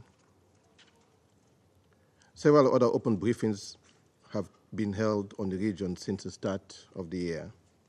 And in all of these meetings, we have been briefed about the unremitting Israeli bombardment of Gaza that has decimated almost all public and private infrastructure and has halted socio-economic activity in Gaza. Markets, private enterprises, and financial institutions, the bedrock of economic activity, are non-functioning in Gaza. Infrastructure for essential services like water, sanitation, energy, and health have been decimated. The global community is aware of the result of the 2-week military operation in the Al-Shifa hospital, which has left most of the hospital structure in ruins. The numbers regarding civilian casualties and internally displaced persons, with women and children being the most affected, are profound and must not be normalized. Despite the volatility in the region and the dangers they face, humanitarian workers have remained resolute in assisting civilians to access food and life-saving aid needed for their daily survival. We recall resolutions 2712, 2720, and 2728, which demand parties to the conflict to comply with their obligations under international law, to protect civilians, and the need to allow for full, safe, and unimpeded humanitarian access to all parts in the Gaza Strip. These resolutions of the Security Council are binding, and we are deeply concerned about the glaring non-compliance by the parties. We are also deeply concerned that civilians and humanitarian personnel are still being victims of strikes, often leading to their demise. The United Nations Resident Coordinator and Humanitarian Coordinator for the occupied Palestinian territory has recently reported that at that stage in the conflict, at least 196 humanitarian personnel have been killed in the occupied Palestinian territory. The update from Director Rajasingham puts the tragic total at 226 humanitarian workers killed, 179 of which are UN personnel. Hundreds of humanitarian workers have paid the ultimate price, from the honorary Palestinian humanitarian workers to the World Central Kitchen workers. We offer our deepest condolences to their families and the organizations. Madam President, each day we're reminded of the risk of famine and the steep rise in malnutrition due to intense hostilities and restricted humanitarian access. OCHA has reported that at least 576,000 people in Gaza are one step away from famine and are facing catastrophic levels of deprivation and starvation. To minimize the impact of the dire humanitarian situation amidst these projections of food insecurity and famine, malnutrition, and disease, my delegation would like to emphasize the following. Firstly, Sierra Leone condemns all attacks against civilians and humanitarian personnel. They must stop, and effective deconfliction measures to deliver humanitarian aid implemented. Secondly, we continue to strongly urge the parties to the conflict to respect the resolution of this Council by implementing Resolution 2712, 2720, and 2728. Thirdly, we reaffirm the relevance and validity of the International Court of Justice provisional measures ordered of 26 January 2024 and a request for modification order made on 28 March 2024, which inter alia obligates the State of Israel to ensure without delay full cooperation with the United Nations, the unhindered provision at scale by all concerned of urgently needed basic services and humanitarian assistance, including food, water, electricity, fuel, shelter, clothing, hygiene and sanitation requirements throughout Gaza. Fourthly, Sierra Leone emphasizes the importance and imperative for accountability for the grave violations of international law by all responsible parties. As we call for peace, it must be accompanied by accountability to end impunity. Sierra Leone reiterates its position on the vital role of UNRWA amidst the myriad of factors impeding their humanitarian response.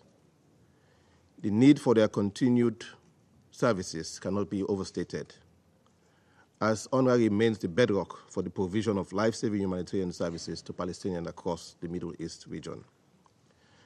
Let me close, Madam President, by echoing the need for the intensification of political engagement, dialogue, to persistently pursue peace, premised on the two-state solution. I thank you. I thank the representative of Sierra Leone and pass the floor to the representative of Mozambique. Madam President, I wish to thank Malta's presidency for convening this urgent meeting on the situation in the Middle East, including the Palestinian question.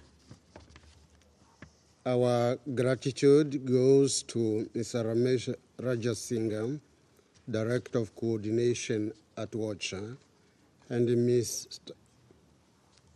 Janti Soeripto, President and Chief Executive Officer of Save the Children US. Madam President, about 11 days ago, this Council overwhelmingly adopted Resolution 2728, tabled by the 10 elected members of this important organ.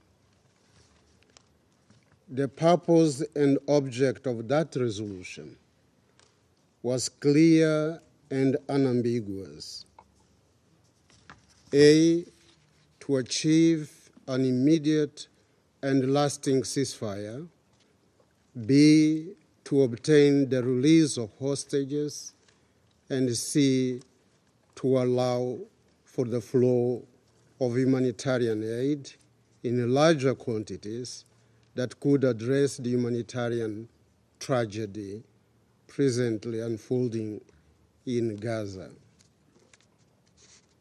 We, members of the Security Council, adopted Resolution 2728 because of our unanimous stand that the death of children, women, and men in Gaza is unacceptable, and it defies our conscience, our humanity, and the principles and purposes enshrined in the United Nations Charter. The adoption of that resolution was a clear testament that no member of this Council could find it justified or justifiable the relentless military operation in Gaza, a military operation that is causing untold suffering of the Palestinian people. This is a critical situation that demands the immediate attention and concerted efforts of on our part in order to protect the people in Gaza. Madam President, of great concern to all of us is the fact that the ongoing military action appears to respect no laws of war, no rules of warfare, no boundaries of morality. The large number, more than 200 so far, of tragic deaths of humanitarian workers bears testimony to that assertion. The recent death of the World Central Kitchen workers in Gaza illustrates the dimension of the tragedy. The loss of these dedicated humanitarian workers is highly deplorable. These and other humanitarian workers who perished in Gaza were people solely devoted to providing essential aid to those in need. Their deaths constitute a flagrant violation of the relevant provisions of international humanitarian law and of human rights law. We deeply regret the attack of Al-Shifa Hospital, which is in violation of the Fourth Geneva Convention which underscores the critical importance of safeguarding civilian health units and maternity wards during armed conflicts.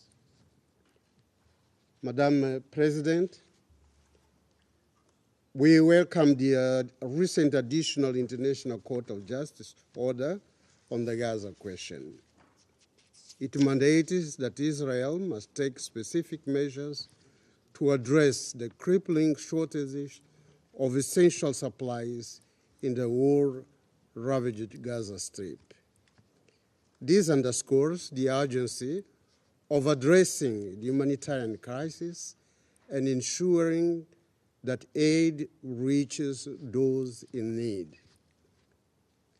In this regard, we urge Israel to address the humanitarian crisis in Gaza by implementing measures to improve the situation. These measures include opening more land crossings to facilitate the entry of essential supplies such as food, water, and fuel into the war-affected Gaza. We urge member states to fully cooperate with the United Nations Relief and Works Agency, UNRWA. The agency plays a vital role in providing humanitarian aid to the population in Palestine. UNRWA's assistance is essential to the well-being of civilians in that region. Madam President, as we labor for the implementation of Security Council Resolution 2728 and other resolutions of this organ, we should continue fighting for a peaceful and stable future in the Middle East that hinges on a vision of a two-state solution, Israel and Palestine, living side by side as independent and sovereign states and coexisting as good neighbors as prescribed by the Charter of the United Nations. I thank you. I thank the representative of Mozambique. I will now make a statement in my national capacity. I begin by thanking the briefers for their statements. We are deeply shocked by Israel's killing of 7 aid workers from World Central Kitchen in Gaza on 1st April. This brings the total number of humanitarians killed in this latest round of conflict in Gaza to more than 220, with 179 of these UN personnel. A number increasing day by day. We express our sincere condolences to the loved ones of all those UN and humanitarian personnel killed in Gaza. Malta calls for a thorough, independent, and urgent investigation into this completely unacceptable event and all previous ones. Accountability for any violations of international law, including international humanitarian law, must be ensured. Perpetrators must be held accountable. The latest attack once again underlines the urgent need for an immediate and permanent ceasefire. We note that the movement of the humanitarian staff from World Central Kitchen was carried out in coordination with Israeli authorities, who were notified through the UN's humanitarian notification system. All procedures were followed, and yet this attack still happened. We stress once again that these systems are in place to ensure that these exact incidents do not take place. We recall the international humanitarian law obligations of all parties to protect humanitarian workers. Strikes on humanitarian workers are unacceptable, especially when these are providing much-needed humanitarian assistance to civilians in need. It is clear that more must be done to ensure full compliance with these obligations. On this occasion, I emphasize once again our firm conviction that UNRWA is a stabilizing force in Gaza and in the region, and there is no replacement to the services it provides. Member States must make sure that UNRWA can implement its operations in line with its mandate and that relief workers are protected. We call upon Member States to continue to contribute to the agency and ensure that it has the necessary resources to operate. We continue to observe obstacles being imposed by Israel, preventing the safe, rapid and unhindered facilitation of humanitarian assistance into and within Gaza. Since the outbreak of this conflict, Israel has obstructed a meaningful humanitarian aid scale-up in Gaza by placing onerous, arbitrary, bureaucratic and administrative impediments on aid delivery. Tent poles, chemotherapy drugs and basic commodities are being blocked from entering Gaza.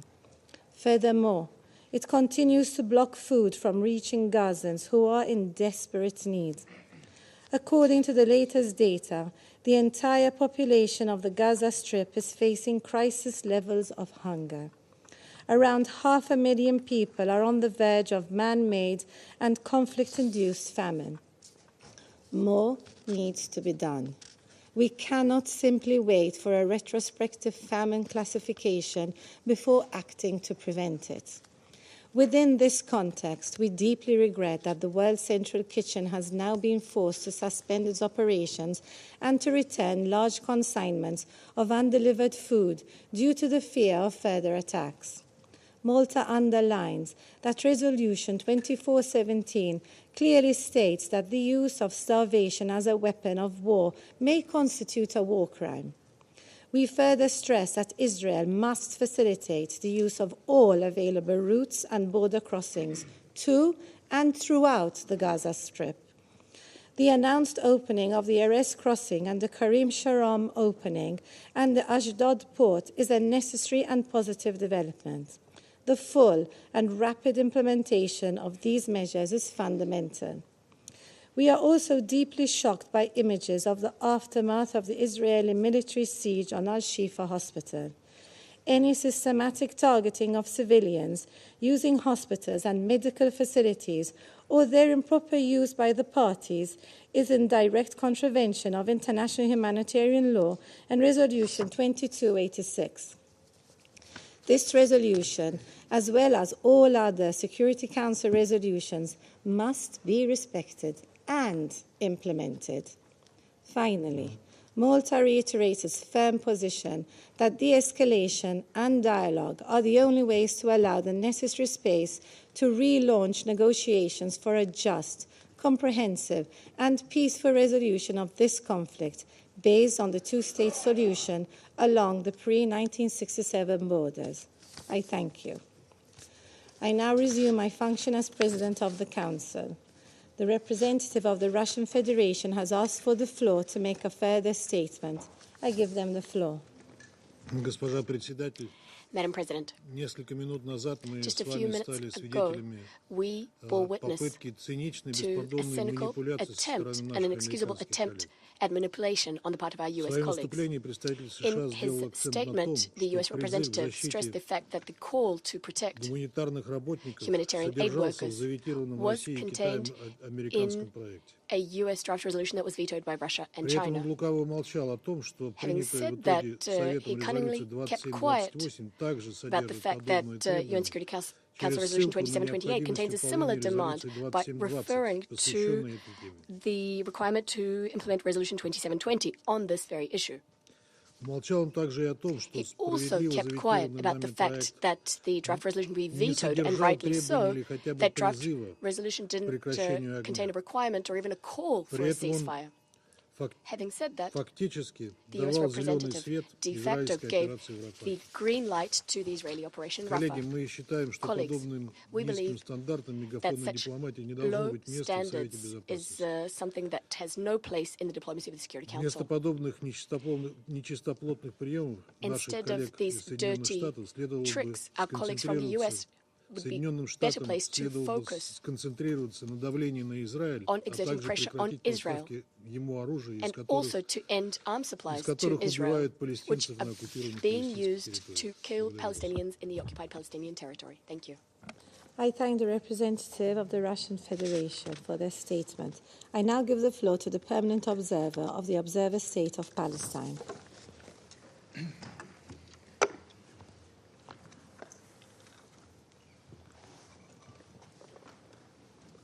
Madam President, Council members, dear colleagues, we want to express our appreciation to Algeria, Guyana, and Slovenia for convening this important meeting today. And I want also to add to express our appreciation to the unanimous decision by the Arab group yesterday requesting through our representative, the ambassador of Algeria, to ask for this meeting and the two other countries, Guyana and Slovenia, for joining in this endeavor. I want also to thank the two briefers from OCHA and Save the Children, Mr. Rajasingham and Madam Soeripto, for their briefings. Madam President, allow me to address you today not only in your capacity as diplomats representing your states, but as parents and grandparents, as daughters and sons, as members of families that you love and cherish. Last night, a Palestinian father sat powerless by the bedside of his 2-month-old baby, watching him die slowly of hunger, after searching for hours and days for baby formula in northern Gaza to no avail. A mother had to leave her children in their home for their safety while she went out to try and find flour. She heard a loud bombardment as she reached the street's corner, rushed back with no flour, only to find her home destroyed and her kids killed. We speak of this terrifying assault against life in Gaza in days and months, 180 days, 6 months. But parents calculate in hours, agonize in minutes and seconds, and they wonder, how much longer will they have to wait? How much longer can they preserve shreds of life before them too? They are torn apart. To how many children will they have to bid an eternal farewell? Or how many children will they leave behind if they are to perish? Israel has destroyed the homes, killed entire families, displaced the entire population, demolished the hospitals, and made every effort to ensure no help could reach our people. It is killing those who heal, those who rescue, those who provide aid and relief, those who feed, those who report. Being a Palestinian is enough to be killed. Trying to help Palestinians like this brave woman and their organization is enough to be killed. You saw it over 2 weeks in a Shifa hospital, where Israel summarily executed people, arrested and tortured them, including the wounded and the sick and medical personnel, without feeling the need to provide much explanation or any evidence.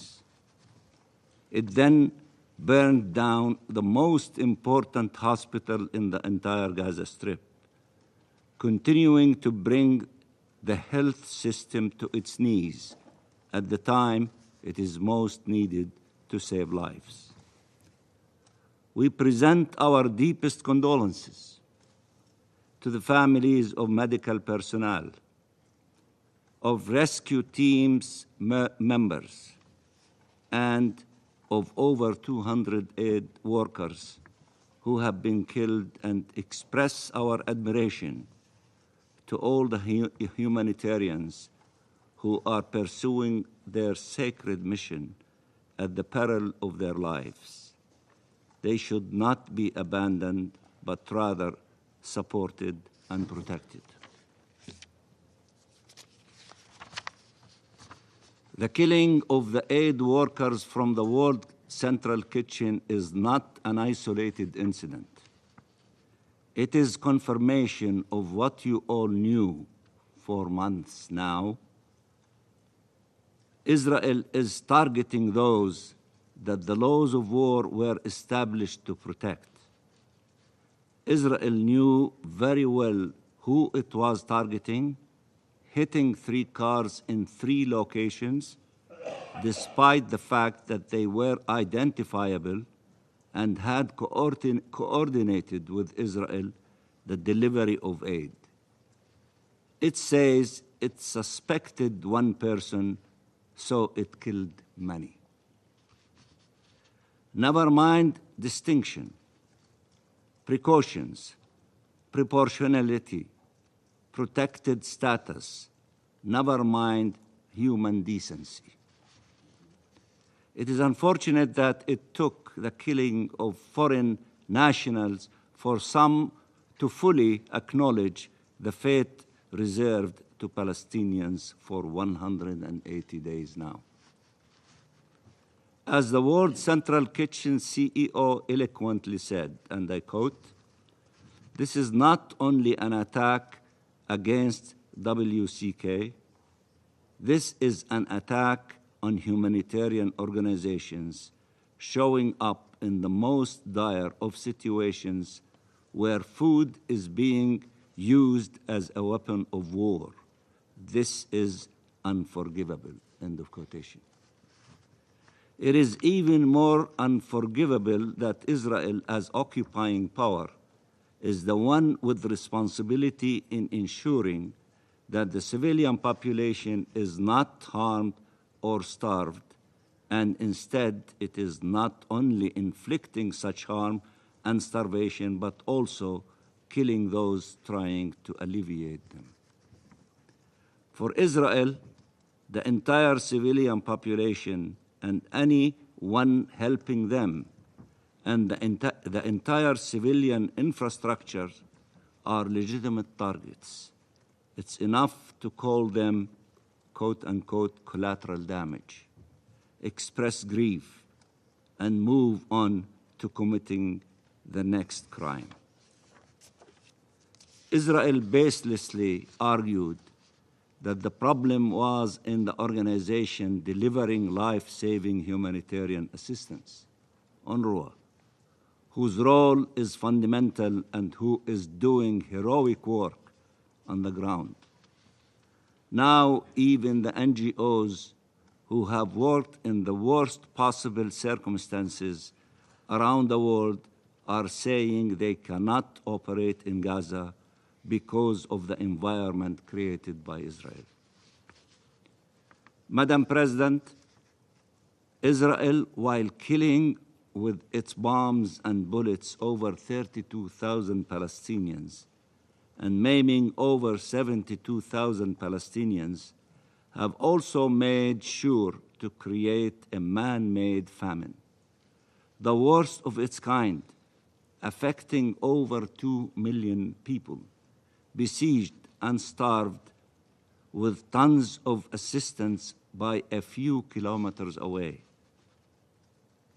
Who can still speak of shared values with Israel that is committing such crimes without being devoured by shame? This council finally demanded an immediate ceasefire, leading to a lasting and sustainable ceasefire. Israel ignored this demand. Resolution 2728 must be implemented. It is the responsibility of this council and all states to ensure that it is upheld. The ICJ ordered Israel twice in the last 2 months to undertake measures to prevent the real and imminent threat of genocide, including to take all necessary and effective measures to ensure without delay, in full cooperation with the United Nations, the unhindered provision at scale of urgently needed basic services and humanitarian assistance to Palestinians throughout Gaza. But Israel breached the order. The problem is not that the Council adopted resolutions or that the ICJ ordered provisional measures, or that humanity has elaborated the rules that led the UN bodies to adopt these positions and which should be observed. The problem is that Israel can violate these rules, demands, and orders in full impunity. No one should arm or shield those committing atrocities. No one, no country should arm or shield those committing atrocities. They must be held accountable, or these crimes will continue. Faced with such outrage for its attack on foreign nationals from the World Central Kitchen, Israel took its first measures, dismissing 2 senior officers and reprimanding 3 others. That is the punishment for the commission of war crimes? That is outrageous. And who will be held accountable for all the tens of thousands of Palestinian civilians killed? Is our lives not worthy of holding accountable those who murder us and kill us in large numbers? Madam President, history will remember that Israel continued to be present within these walls while trying to bring down the UN and the international law-based order this organization stands for, destroying and displacing an entire people and denying their right to existence and their state, unchecked and unhinged, while the state of Palestine, committed to the rule of international law and to the just and lasting peace, has yet to become a member of these United Nations. This is only one more injustice to which our people is being subjected to. One more contradiction between the clarity of the statements and the ambiguity of certain actions. There are no nuances, no ifs and buts, no justifications for what Israel is doing. None. Let me repeat. There are no nuances, no ifs and buts, no justification of what Israel is doing. None.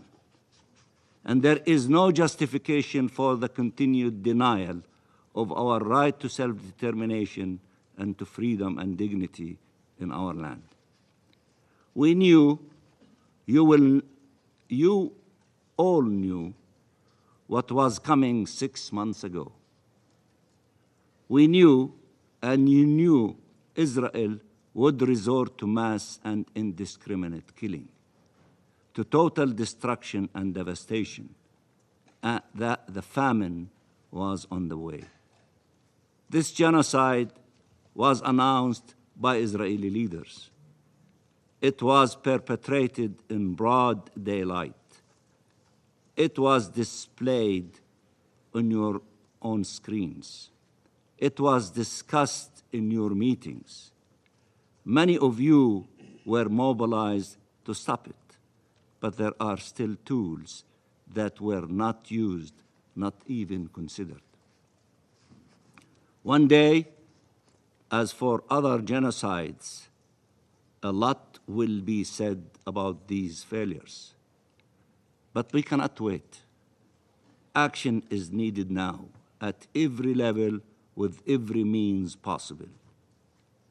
I call on you, individually and collectively, to do more now, to figure out a way to stop these massacres and this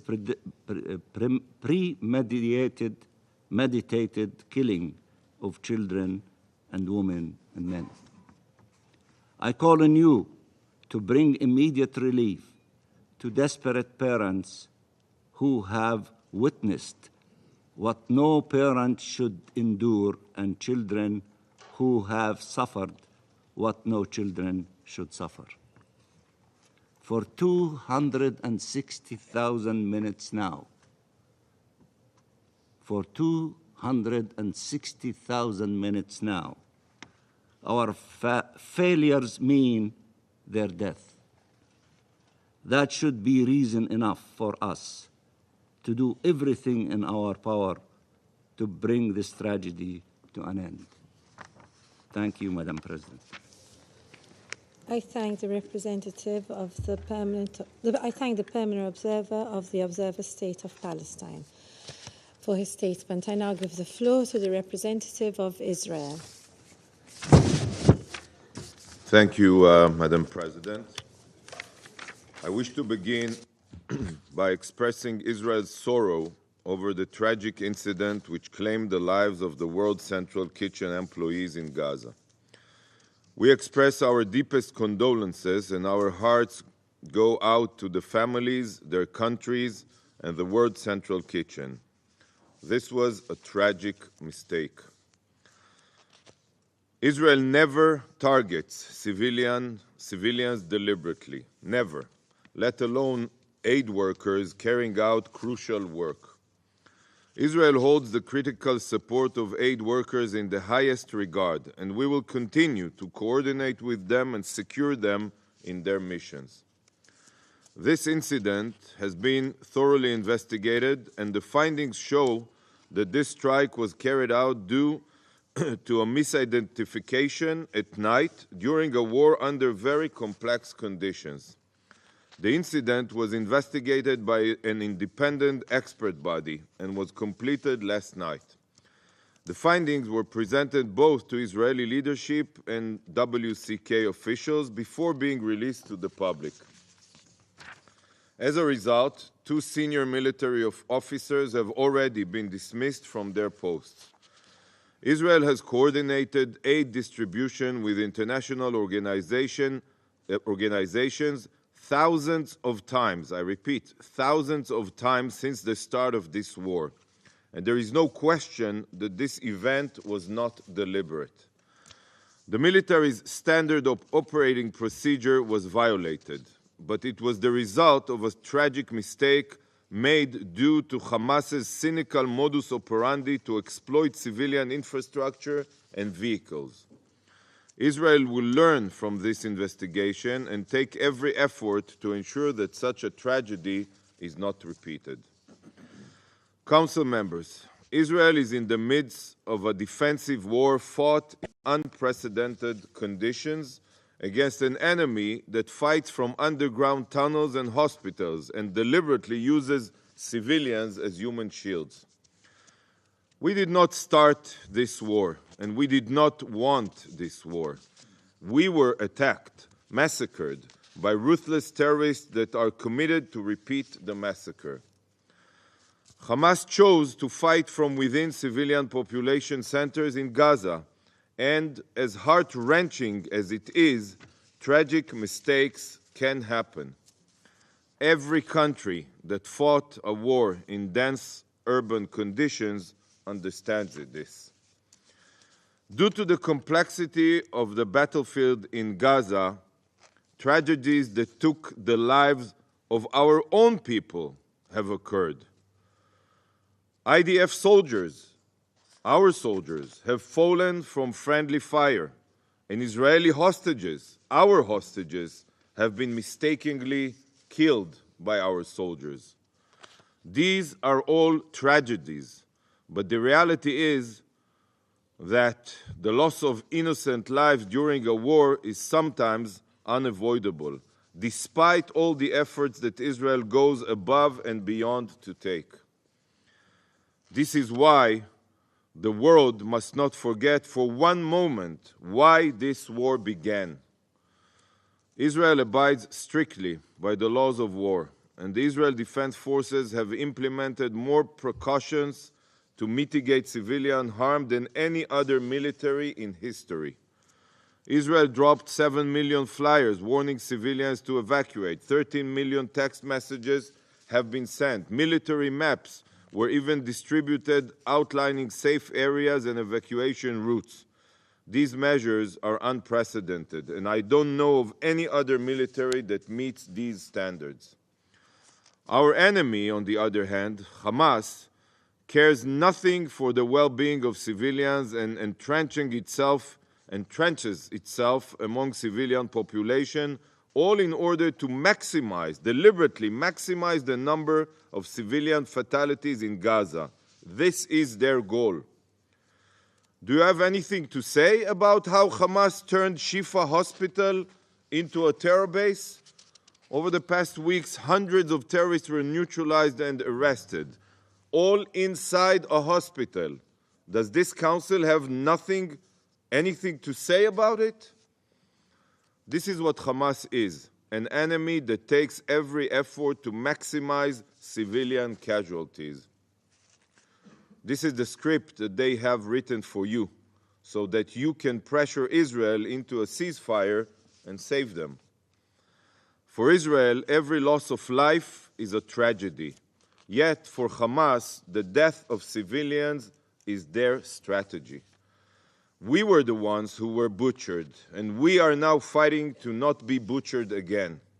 If Hamas's terror capabilities are not obliterated, they will rearm, regroup, and recommit atrocities against Israelis until they annihilate us. That is exactly what they have been doing for the last 18 years, since we evacuated and disengaged from Gaza. Colleagues, no country wishes this war to end more than Israel. It is our children who are fighting in Gaza, making the ultimate sacrifice. But we have no other choice. The formula for an immediate ceasefire is clear. Hamas must turn themselves in and release all the hostages. If this is done, the war can end today.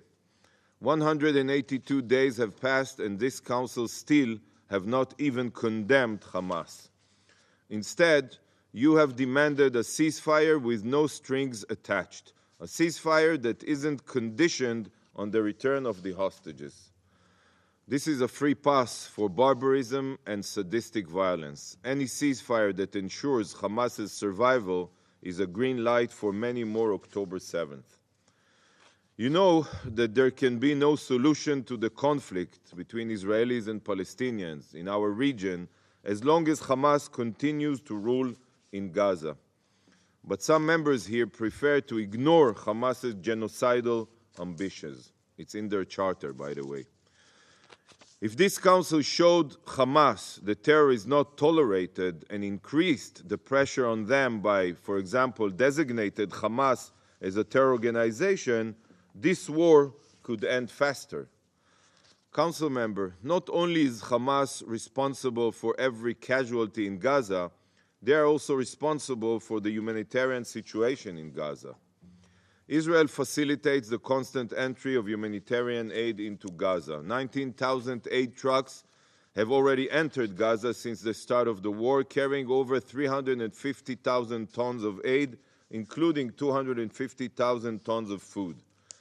Field and floating hospitals have been established, and no limits are placed on the amount of aid that can enter Gaza. No limits. The only reasons that the aid does not always reach the civilian population is because Hamas loots it and the UN is incapable of handling the capacity of supplies being brought in.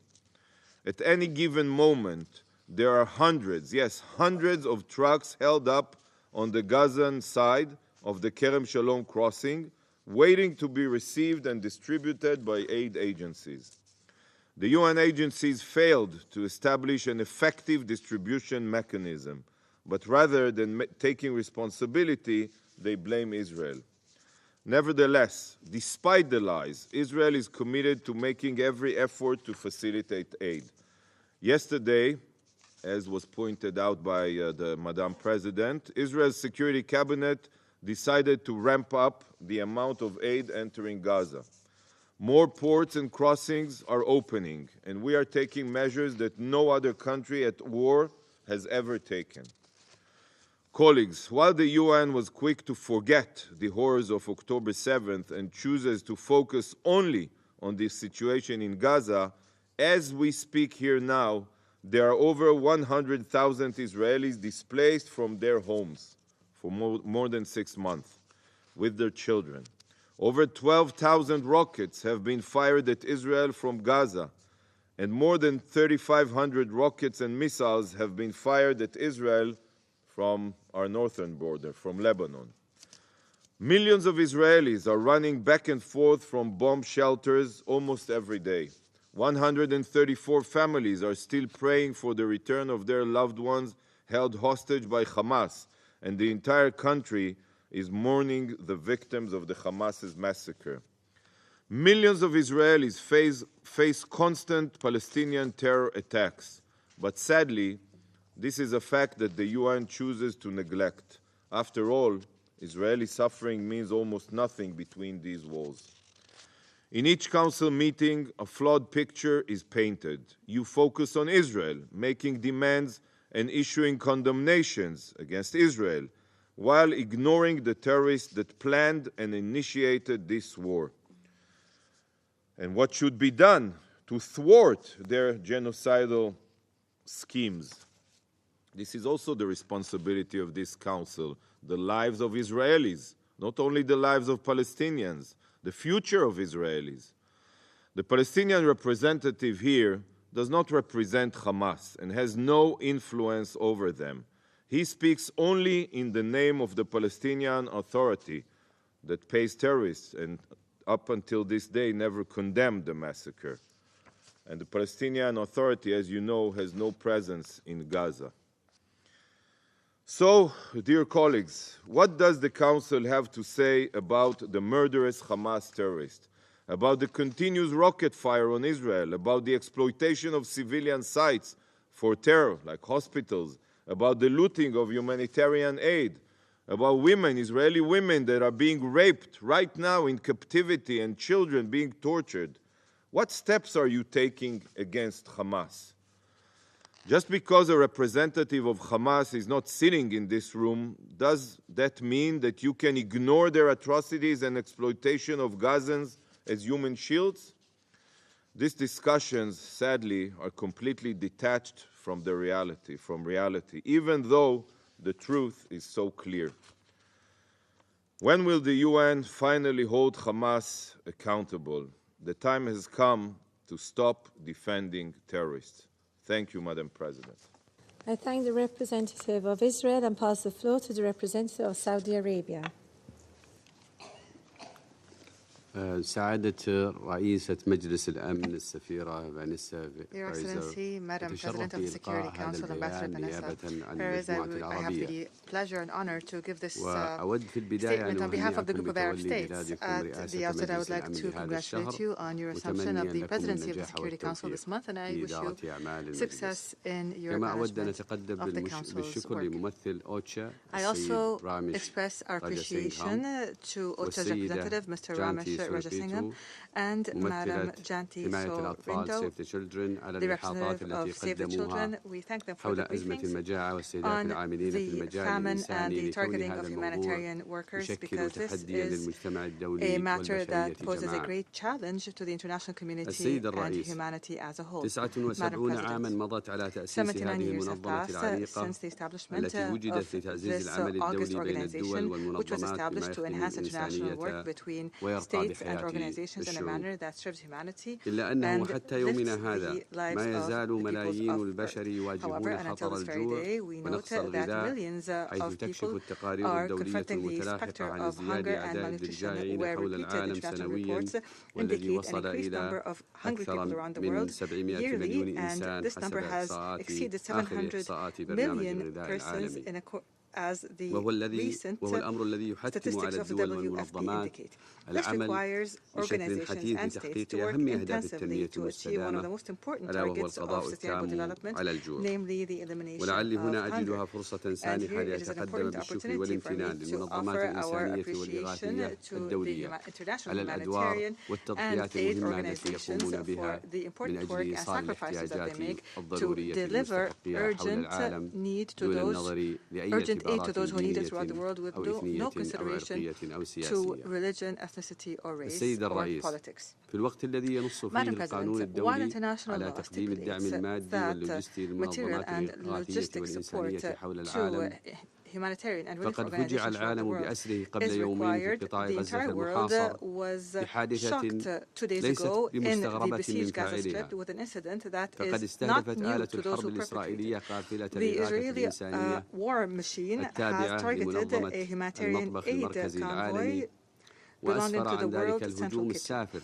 This blatant attack led to the death of persons of multiple nationalities, whose only crime was that they were attempting to deliver aid to the Palestinian people. There is no doubt that this incident is simply more evidence to be added to the record of the violations perpetrated by the Israeli occupying power against humanitarian aid workers.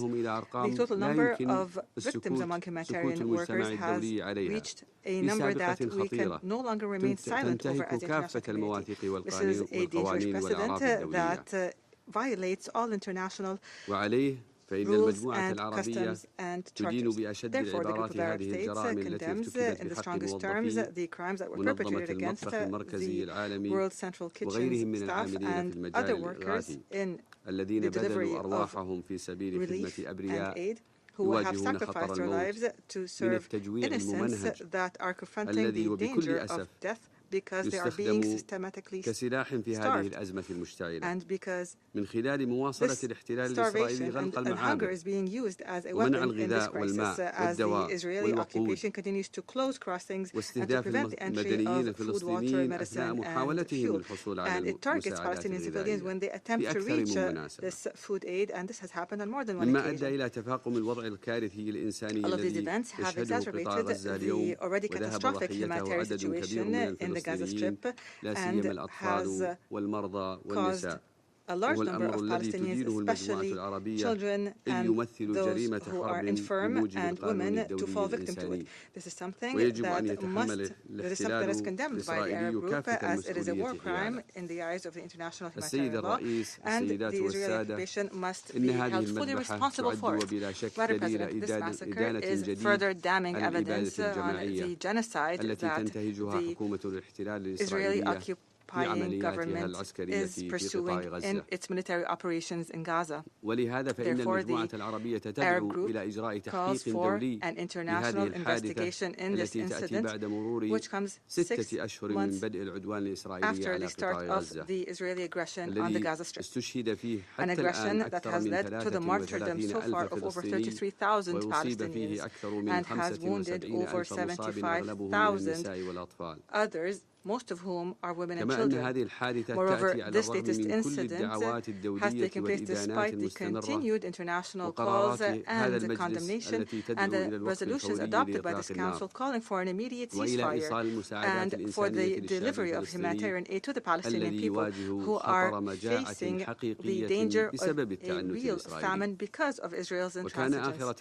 The most recent of these Security Council decisions was Resolution 2728, adopted by this Council on the 25th of March, and which called for an immediate ceasefire during the holy month of Ramadan. The Arab group calls upon this Council to take resolution under Chapter 7 of the UN Charter to secure that Israel, the occupying power, would abide by a ceasefire and to giving access to humanitarian aid and to putting an end to the evil aggression on the Palestinian people and providing protection for them.